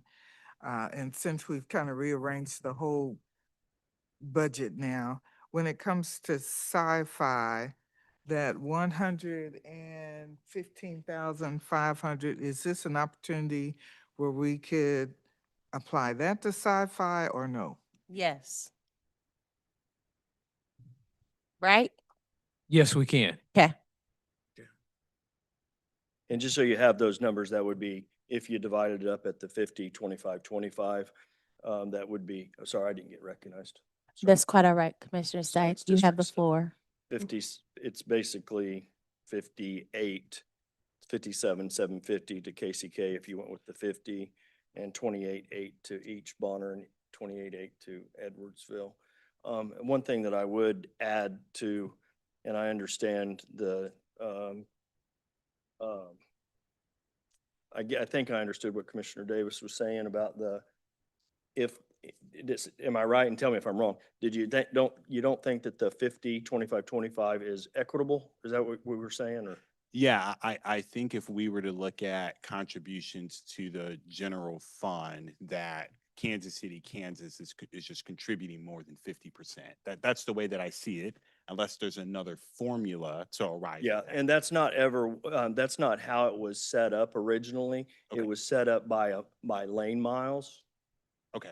That, and so that it had an impact, because sci-fi was originally set up for, to do, infrastructure repairs. Okay, so it's by lane miles. Right, and then if you think about the contributions that, on the county side, I would venture to say that primarily most of the county functions occur in KCK versus, going back to what you were saying, most of the county functions occur, within KCK versus Bonner and Edwardsville also. That's all. Thank you. You're welcome. Mayor, a clarification. Yes, Dr. Kneven. So we gave a presentation to one of the committees, and Commissioner Stites is right that originally what was proposed was based on lane miles. But the last time sci-fi was approved, the commission changed the formula. The 50%, 25%, and 25% is not mathematically based on lane miles. And I think for tonight, what we'd be looking for is, do you want to put funding towards sci-fi? And then we can have a further discussion, because it wouldn't be until January that we would be distributing it. And then we could have a discussion about what the formula should be, and it could be, unless there's already consensus on the formula, but there's time for that discussion. That's all. Okay, Commissioner Stites. And I do want to add, because I don't want to take away from our, friends and family that live at Lake Wavera. They Right. also get a portion of that. And They sure do. Okay, so we can discuss how that's distributed later. Now, the question is, I need a motion on which option you all are going to choose. Option 1, option 2, or option 3. And on option 2, 4 is 3 now. Option 4 is option 3 now. And we might as well not even have Which that. option's revenue neutral? Okay, Commissioner Bynum and then Commissioner Ramirez. Commissioner Bynum. Thanks. On the option that we're looking at with the reduction target of the 946,000, if it's leaving 115.5 as a remainder, why don't we just put it back into the reduction target? And then we have to find less. Am I right or wrong? Why can't we make the reduction target 946,000 minus 115,500? You could That do was that another option. by Some members looked just at. making the adjustments, moving the adjustments in the column. So if you added 115 back in across these, you would achieve the same result. Yep. What? You're suggesting using the 115.5, and so using that on the reduction target would mean doing less reductions in the adjustments. So Right. say adding, not taking 50 out of the sirens and doing that and doing. I see. Yeah. And leaving the base reduction at the 946. Right. The 946 is a fixed number. Gotcha. Yeah. Okay, thanks. You're welcome. Commissioner Ramirez. Thank you, Mayor. I'm ready. Just make a motion, We'll please. go from there. Let's see where it goes. I move to approve option B as presented on the screen. Option 2. Option 2, sorry. Using option 2 as presented on screen and using the remaining 115,500 for sci-fi with us to decide at a later date a new formula. For sci-fi. Okay, before I get a second, Commissioner Bynum has a question. Commissioner Bynum. Thank you. I'm just trying to clarify that option 2 means 0 mill levy increase, Correct. period. Yes. Correct. No half a mil for any of that. No. No half a mil for sci-fi. No mill increase. 0 mill increase. Thank you. You're welcome. Can I get a second for option 2 with a new number, leaving a balance of 115.5 to be dedicated to sci-fi? Can I get a second? Our second. Okay, it's been moved by Commissioner Ramirez and is second by Howard. Roll call, please. Roll call. Ramirez, Aye. Hill, Pacheco, No. Lopez, No. Stites. No. Davis, No. Bynum, Aye. Hump, No. Howard, Aye. Burns. No. The vote is 4-6. The motion fails. Okay, so now we know that the 115 is not going to sci-fi. Where is it going?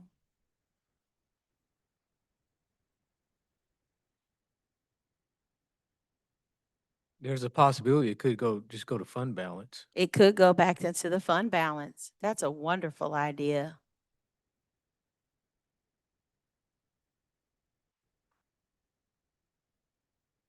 Yes, Commissioner Davis, and then Commissioner Ramirez. Yeah, I would prefer fund balance, or we just reduce what is on there. That is my reason for my voting no. Is just let's figure out what we have before adding more. I would be curious to hear from my colleagues if they care to explain why they voted no.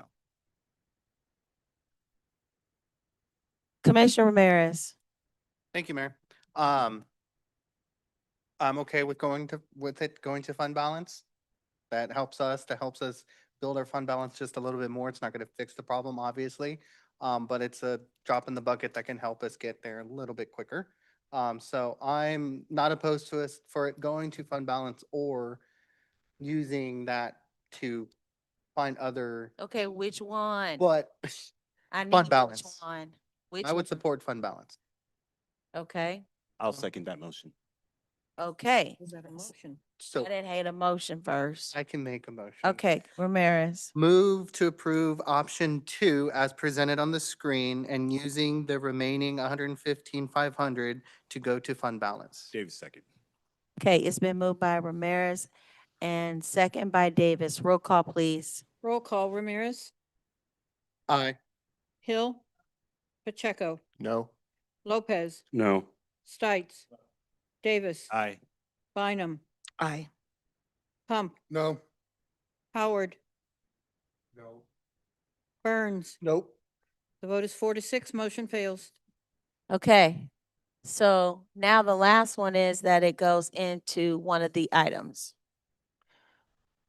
Mayor, I make a motion for option 2 as presented in our packet to cut 1,162,000 and the remaining 216 goes to sci-fi.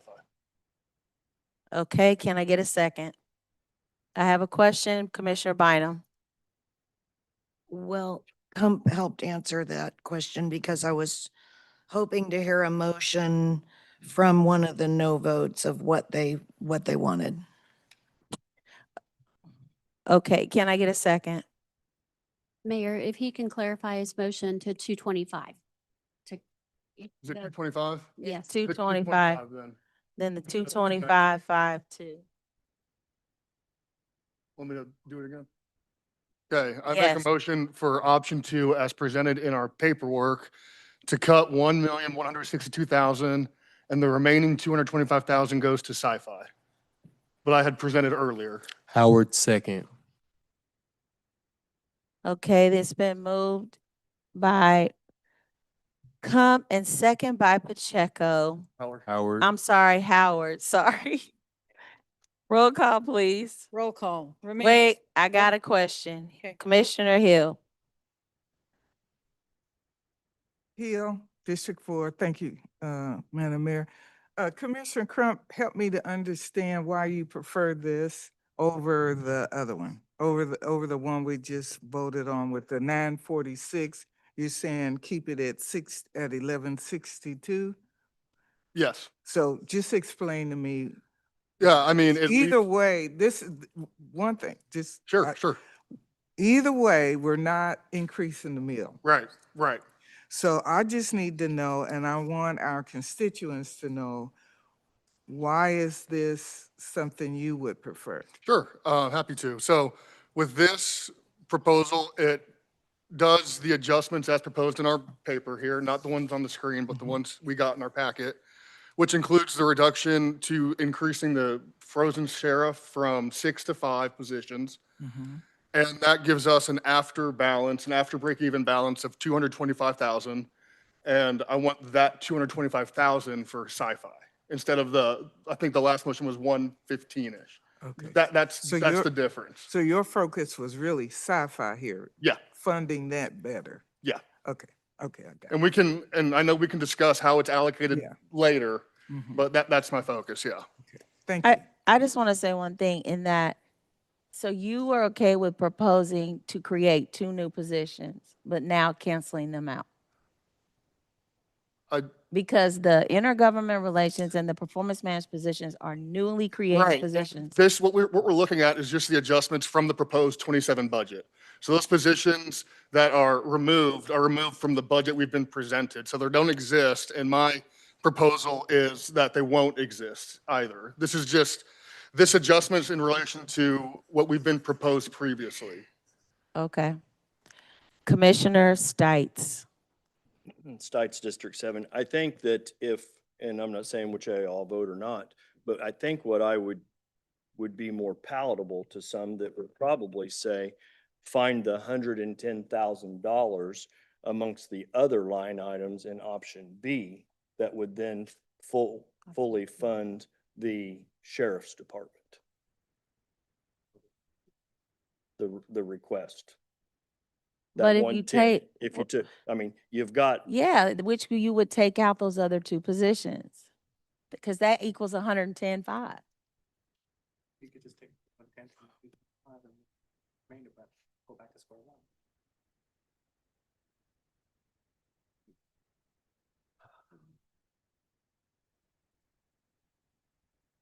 But also, if we were to be able to push off the radios again for 1 year, it's $1 million.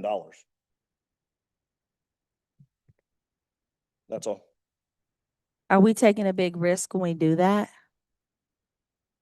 I mean, we weren't expecting a microburst in the summer. Mayor, to support what Jennifer said, Shelley, can even CFO, that it's a bigger project and we have to replace, we don't have a choice on the back end of the system. We've met with Motorola. The system will shut down in 29. And this relates to that. I think Jennifer was responding mostly to Commissioner Lopez. You said the radio seemed to work fine. And why is that? And so she was explaining a little bit more, but these dollars are very much related to release financing that whole back end. It's like a $14 million project and we have to finance it over a period of years. So the question in front of you is because we also have a debt strategy, instead of lease financing, we were going to put as much cash towards that big project as we could and then lease finance the rest. So it'll hit our budget every year. Okay. And what you're discussing is that you will or won't do this amount of money towards cash. But either way, we've got to do the expenditures. We can either reduce the amount in cash and do the lease purchase, but we have to buy it and get it implemented by 29 because that system will shut down. And I don't know if you want to go further or deeper. Jennifer knows much. Well, more. all they're saying is just put it off 1 more year. So we have to do it next year because next year we'll be planning for 2028. Just offer up a additional, so in the earlier option, if you all had not approved the DMV, one of the savings, which is about 400,000, was to just additionally do more lease purchase on those radios. So use debt more, less cash. So Commissioner Stites, to your point, it is possible that we could use more lease financing tool on the radio purchase, and that would I'll just play this in real time here. Reduce that.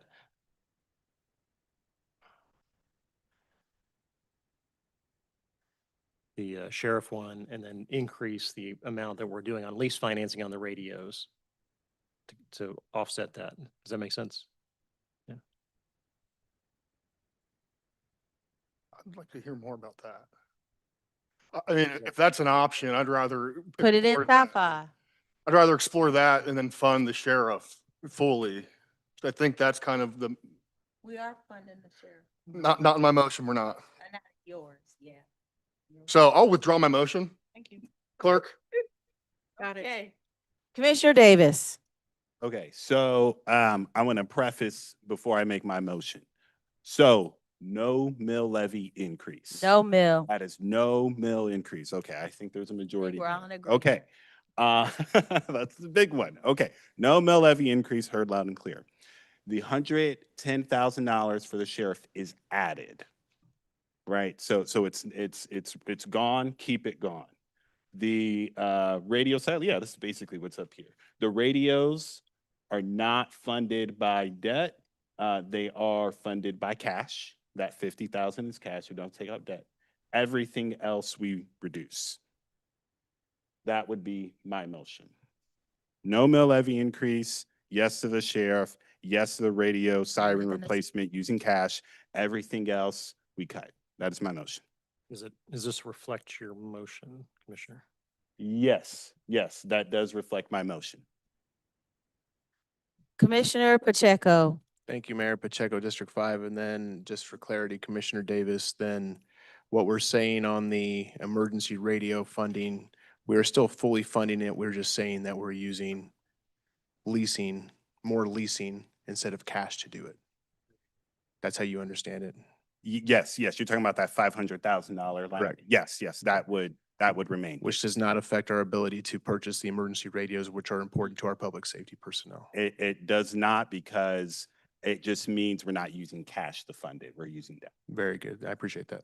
I would second. Did you make a motion? Yes, I did. Okay, I have a question, Commissioner Hill, and then Commissioner Comp. Oh, no, Commissioner Hill? Yes, Thank Commissioner you. Hill. Thank you, Madam Mayor, and Hill, District 4. Commissioner, I'm just trying to find out, just make sure I understand. You said cut everything else. Does that mean cut sci-fi or no? So in this scenario, sci-fi would not be included. And that means according to your motion, Yes. sci-fi is not included. Sci-fi would not be included. Is there there should be a balance, if I'm not mistaken now, at the bottom. Right. This is. The this reduction target is 946, 524, 542. Sure. Okay, so yes, sci-fi would not be included just because we wouldn't be able to afford it. We can't cut something that we currently are not doing or did not have dollars to fund. And so that's why sci-fi would not be included for this motion, unfortunately. Okay.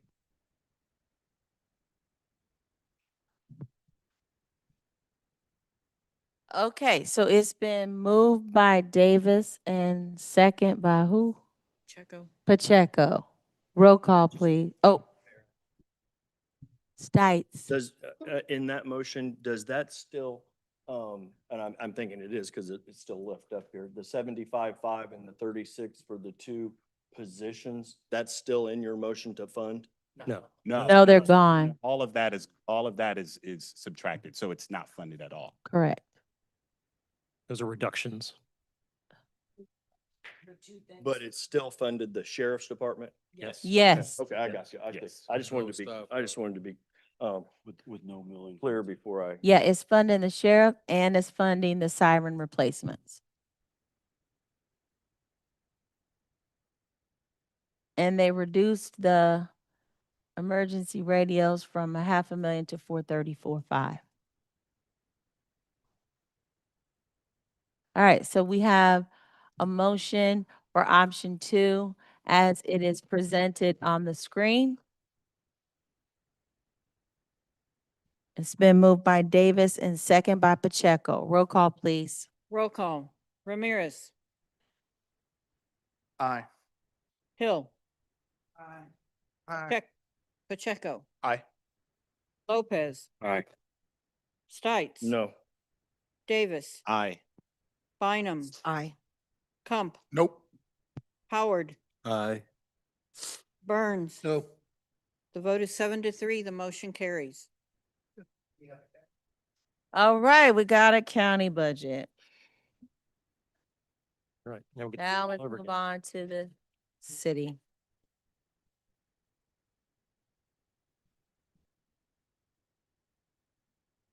All right. Okay. I'll just kind of open this up here, kind of a similar structure on the city side where, zoom in here a little bit. There's the original option as proposed, which added a mill to the city general fund.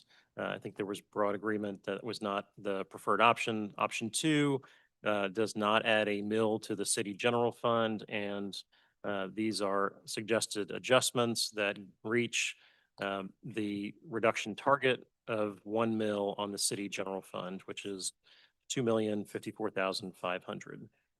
The other option related to no mill increase is similar, except it uses $1 million in fund balance and makes a series of reductions that would total that same 2,054,500 to achieve a balanced budget.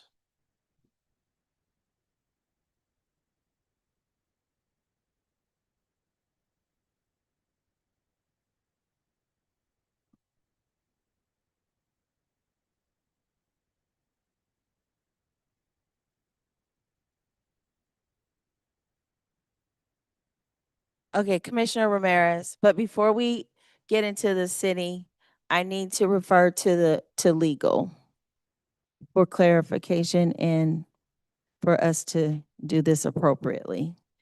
Thank you, Mayor. The commission chose the option with that, but they didn't adopt the rest of the budget or the amended budget. So if they could do if someone could, the amended 26, adopt the 2027 with the revisions as Okay. noted. So So what that we would also did be was the we, resolution. All right, so can you tell me what the language should be for us to do? Well, we need to adopt, I need a motion to adopt the 2026 amended budget. And you can do it as, you could do it as one. The proposed motion for adoption would be to adopt, as stated in the resolution, the amended 2026 budget and the 2027 budget as amended with adoption, with Option 2. option 2 for Wyandotte County. And someone could just adopt that proposed Okay, motion. I need a motion. So moved.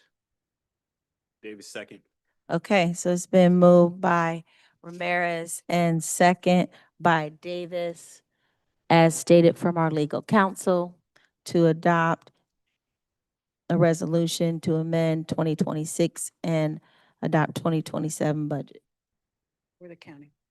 Roll call, please, for the county. Roll call, please. Roll call. Ramirez, Aye. It's an option 2. Hill, Aye. Pacheco, Aye. Lopez, Aye. Stites, No. Davis, Aye. Bynum, Aye. Kump, No. Howard, Aye. Burns. No. The vote is 7-3. The motion carries. Thank you. Ramirez. Thank you, Mayor. Going to the fashion of what we were just doing, what is on the city side, what is the deficit between expenses and revenue? Reginald Lindsay, Unified Government Budget Director, is $1,971,234. Say that one more time. $1,971,234. Okay. Again, I think that should be our starting point.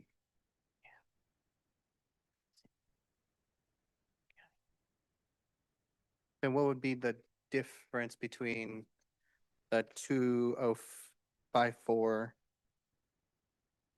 It's And up that- here on the screen. It's the 83,766. Alan, Alan has it on screen and is 83,766.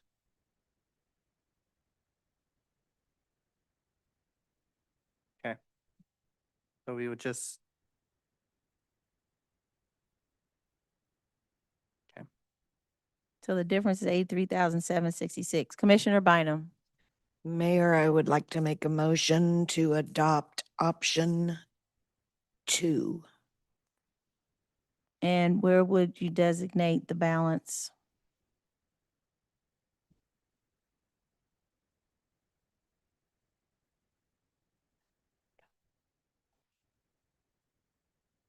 Of $83,000. Where would I designate the balance of $83,000? You want to designate to Back to the fund fund balance. balance? Second. Mayor, we would need the formal motion. Mayor, I would move that we adopt the amended 26 and the 2027 budget as option 2 with no additional mill to the city general fund And the And the remainder. ordinance setting out same. and the same ordinance setting out the same For the city. for the city of Kansas City, Kansas. Thank you. With the 83,766. With the going- 83,766 falling to the fund balance. Second. Okay, it's been moved by Bynum and second by Ramirez. Roll call. Oh, question, Davis. So sorry, real quick. The do not fund one additional economic development position, what position was that?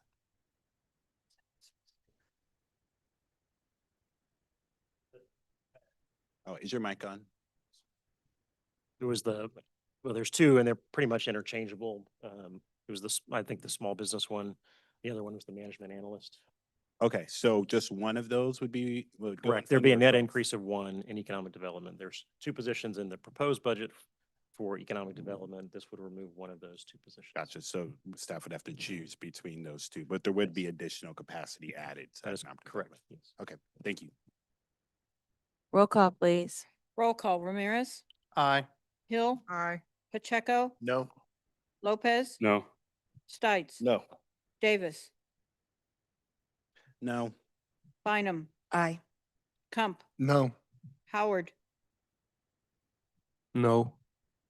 Burns. No. The vote is 3-7. The motion fails. Okay. All right, what are we doing?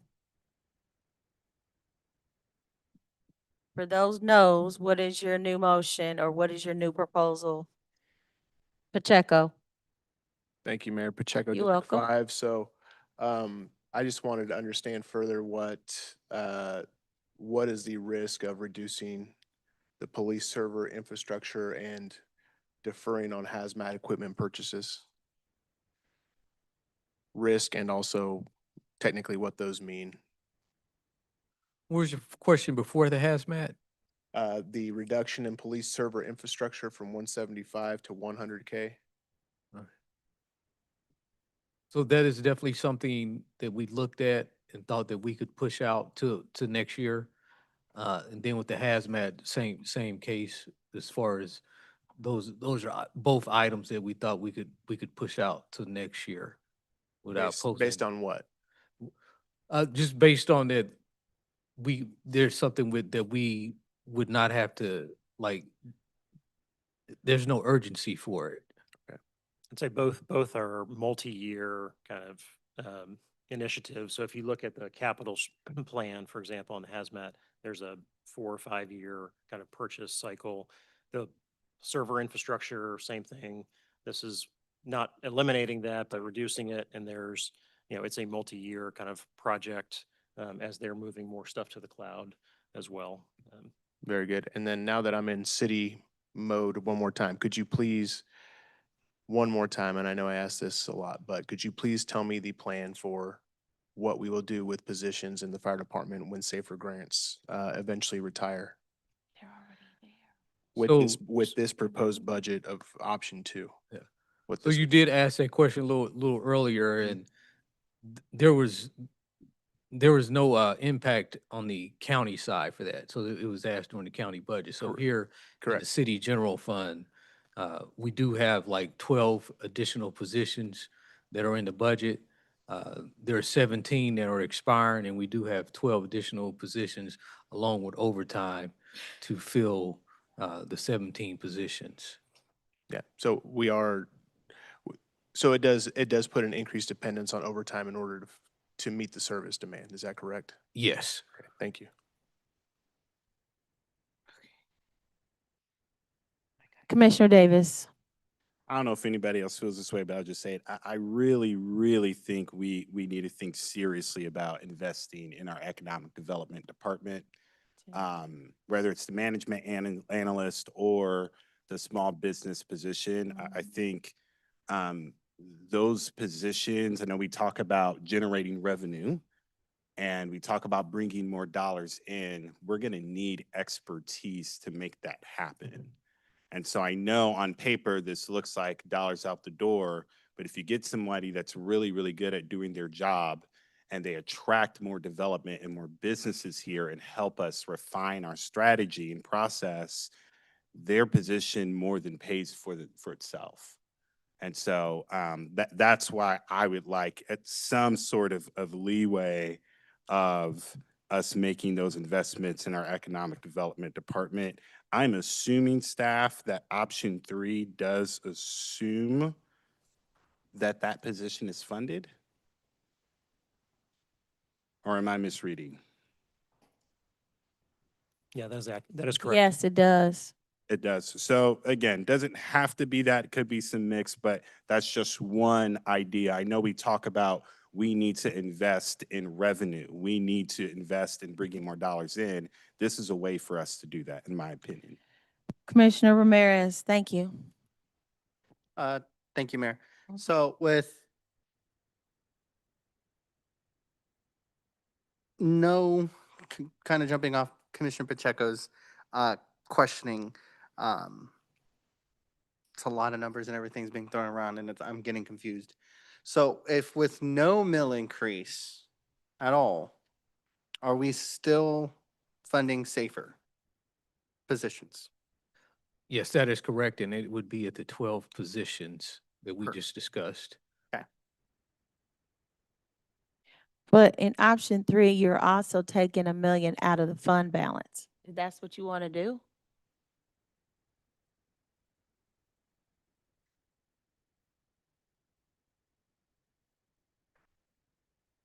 Commissioner Comp. Thank you, Mayor. Come to at large. Just clarifying in option 2, how many positions in economic development were budgeted initially? It was 2 positions, correct? Yes. Yeah, so this removes one of those. So there's still a net gain of 1. All right, thank you. Commissioner Comp, what would be your suggestion? I'm going to defer to my colleagues.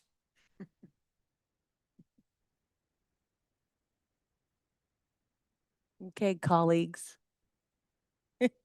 What do you defer to? I need a motion.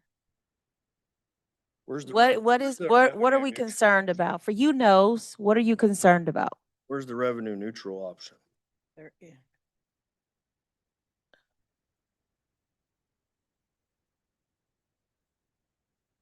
We don't have a revenue neutral option because you voted to increase, well, you didn't, but the commission board voted to increase revenue neutral. So that's not an option.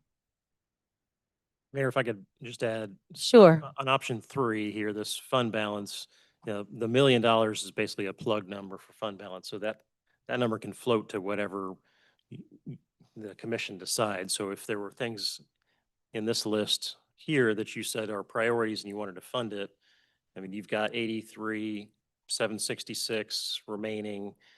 And then if there's other stuff that you wanted to add, that would be from fund balance. So I'm just giving you kind of additional options.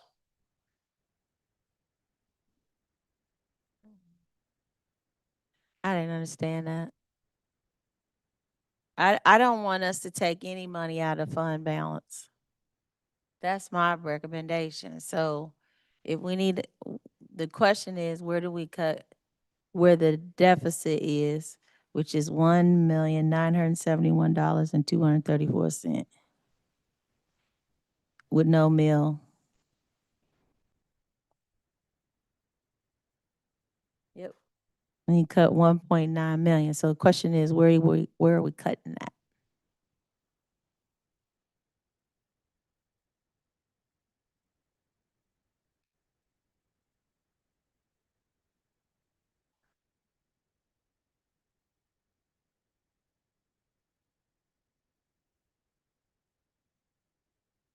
Well, we had a motion and y'all shot it down, so.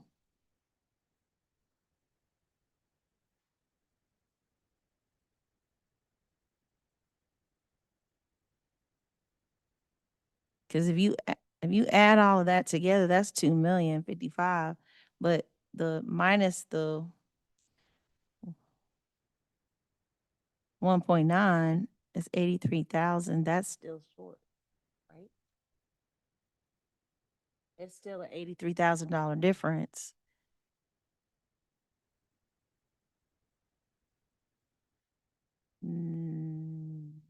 All right, so that 83,766 could go to hazmat, it could go to the police server infrastructure. I mean, it could go to any of these areas. Yeah, because you guys didn't want to put, why wouldn't you want to put the 83,000 back into the fund balance? We're below the 25% target that we should be at. We should be at 45 million and we're not. So why wouldn't you want to put that money and start increasing our fund reserve? For those, increase it. Why wouldn't we want to do that? If not, where exactly do you want the 83,000 to go?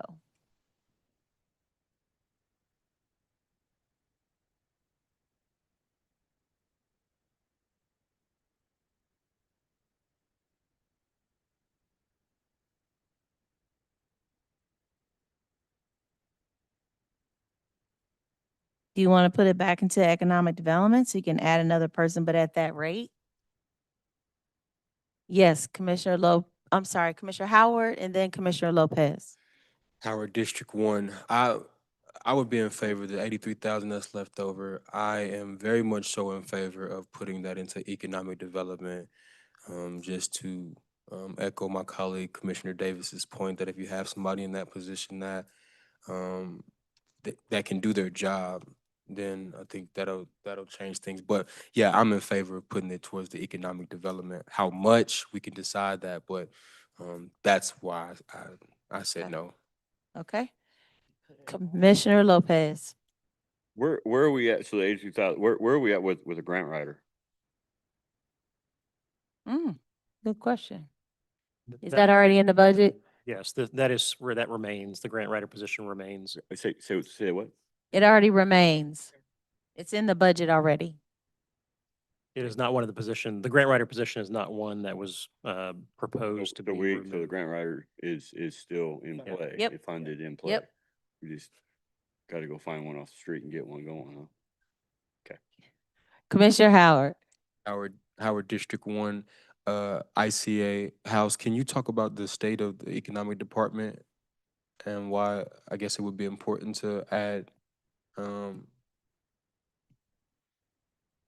I guess put more of the fund into the economic department? Yeah. Where are we at with the? I mean, why we added 2 positions in economic development is for, the reasons that you all have already articulated, which is our economic development is long-term, not even long-term, the way that we need to reduce the financial pressures by generating more revenue. And so there is a lot of activity, economic activity, in the community, and we have a very small economic development department. I'm going to say, 5 people, maybe, 6 with land bank. So for a community our size, it's a very small department, and there's additional opportunities to support economic development by adding, not a lot, but adding some additional capacity in that department. Sure. And that's why I would be in favor of the rest going to economic development. Thank you, Mayor. Okay, would you like to make a motion?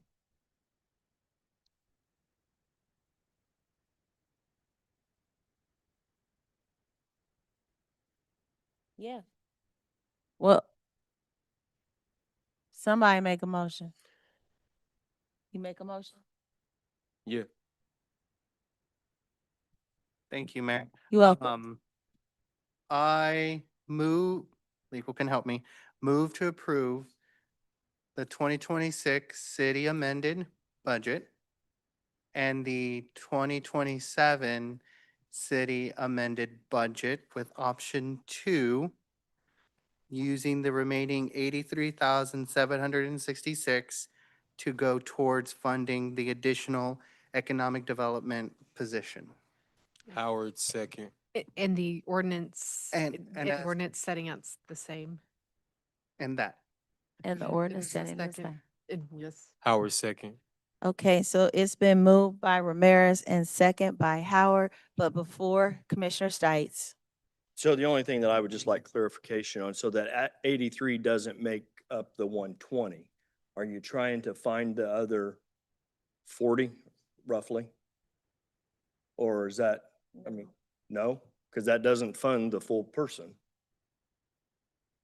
The 2. So, do we need to make up somehow, because 83,000, 120 minus 83 doesn't fund that position?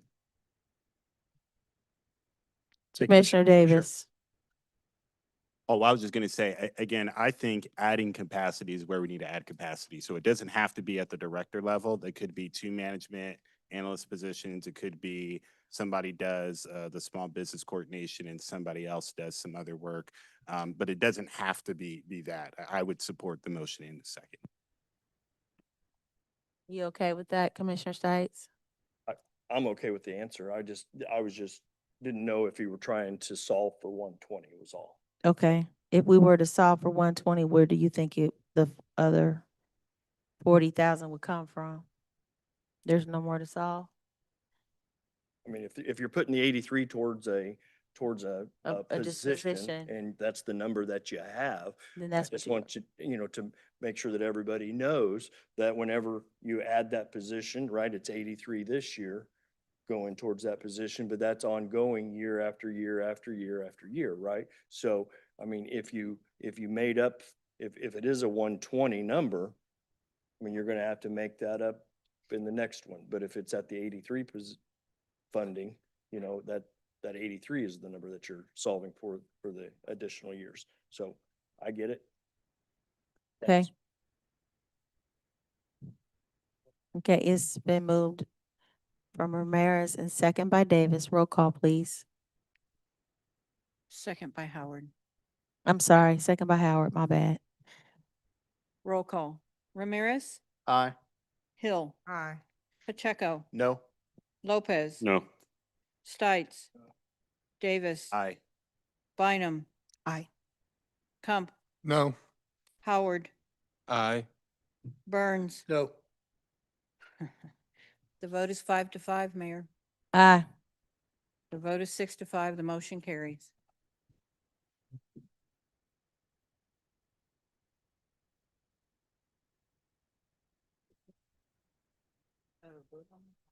Okay. Oh, geez, okay, so now next we have the approval of a resolution setting the BPU percentage of gross revenue set over by BPU to the UG for 2027. Do any members of the commission have any questions or comments? Hearing none, I need a motion. Howard, so moved.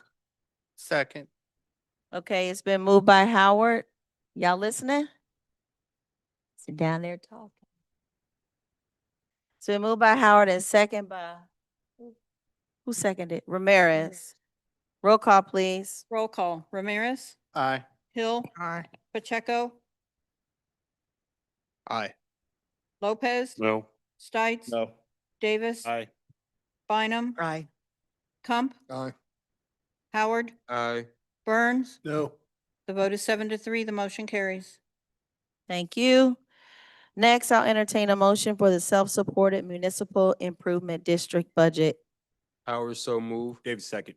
All right, it's been moved by Davis and second by Howard. Roll call, please. Oh, Commissioner Bynum. Thanks. Just to clarify, since the SMID as it exists right now expires on 12/31 of this year, this vote to approve their mill levy rate would be contingent on this board voting next month to continue the SMID. Is that correct? I got a lot of heads nodding, That so. is correct. Okay, thank you. Roll call, please. Did you say that would you say what you just said at the end? Since Sorry. the SMID as it exists right now expires at the end of this year, this vote is for next year's mill levy rate. So this vote only takes effect if we vote next month to continue the SMID. Okay. That's all. I'm just, And their rate, if I'm not mistaken, was revenue neutral. they adopted correct? revenue neutral. Which Or I'm a they fan of. Thank you. recommended revenue neutral. Thank you. Okay. Roll call, please. Roll call. Ramirez, Aye. Hill, Aye. Pacheco, Aye. Lopez. Aye. Stites. Aye. Davis. Aye. Bynum. Aye. Kump. Aye. Howard. Aye. Burns. Aye. 10-0. The motion carries. All righty. Now entertain a motion for approval of the resolution with respect to the Wyandotte County Library Board. Move to Howard, so approve. moved. Second. All right, it's been moved by Howard and second by Ramirez. Roll call, please. Roll call. Ramirez, Aye. Hill, Aye. Pacheco, Aye. Lopez. Yes. Stites. Aye. Davis. Aye. Bynum. Aye. Kump. Aye. Howard. Aye. Burns. Aye. 10-0. The motion carries. All righty, and the ayes have it. Okay, I'm gonna yield the floor to Alan House. I just wanted to say, as we adopt the budget, I just want to give a special thanks to our budget team and our budget director, Reginald Lindsay. Woo, woo, woo. I would hate to venture how many hours has been spent on that, but he and his team have labored day and night and on the weekends to provide for it. So really appreciate that. Appreciate Dr. Knieven and her assistance in the budget as well, and Mike Grimm in research. So again, a team effort. So Clap for much Dr. appreciated. Knieven, all right, and her team. Rah, rah, rah. And I just want to give a big shout out to the commissioners. I know that was grueling, but we got through it. I know we disagreed, but I love it when we agree to disagree. So thank you very much for your opinions, for your values, and for the heart that you have for Wyandotte County. At this time, the commission will, y'all give a round of applause to the commissioners. Woo, woo, woo, let's. All right. Mayor, I was just gonna say, if just quick shout out to interim county administrator House for stepping in and pulling this off. So Okay, big shout out for him. Woo, woo. All right. At this time, the commission will go into an executive session regarding consultation with counsel on matters that would be deemed privileged in an attorney-client relationship. Do we have a motion for an executive session? So moved. I have the motion. I got the motion. Sorry. I gotta say certain words. Bynum at large one. I move the commission go into executive session until how much? How long do we need?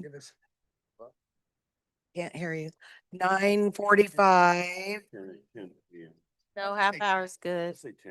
in the fifth floor conference room to discuss ramifications of proposed economic development, UG's options in consultation with our attorney, which would be deemed privilege as permitted under Kansas Open Meetings Act. The interim CAO Allen House, Angela Lawson, Chief Counsel, and Daryl Wynn, advisor to the mayor, remain to participate in the discussion, and that we reconvene in open session at 9:45 PM. No. Fifth floor conference room. 9:50, because it's gonna take. 9:50. We need to make break, so we start at 9:20 and be done at 9:50. Okay, 9:50. Thank you. Is there a second? Howard, second. Roll call, please.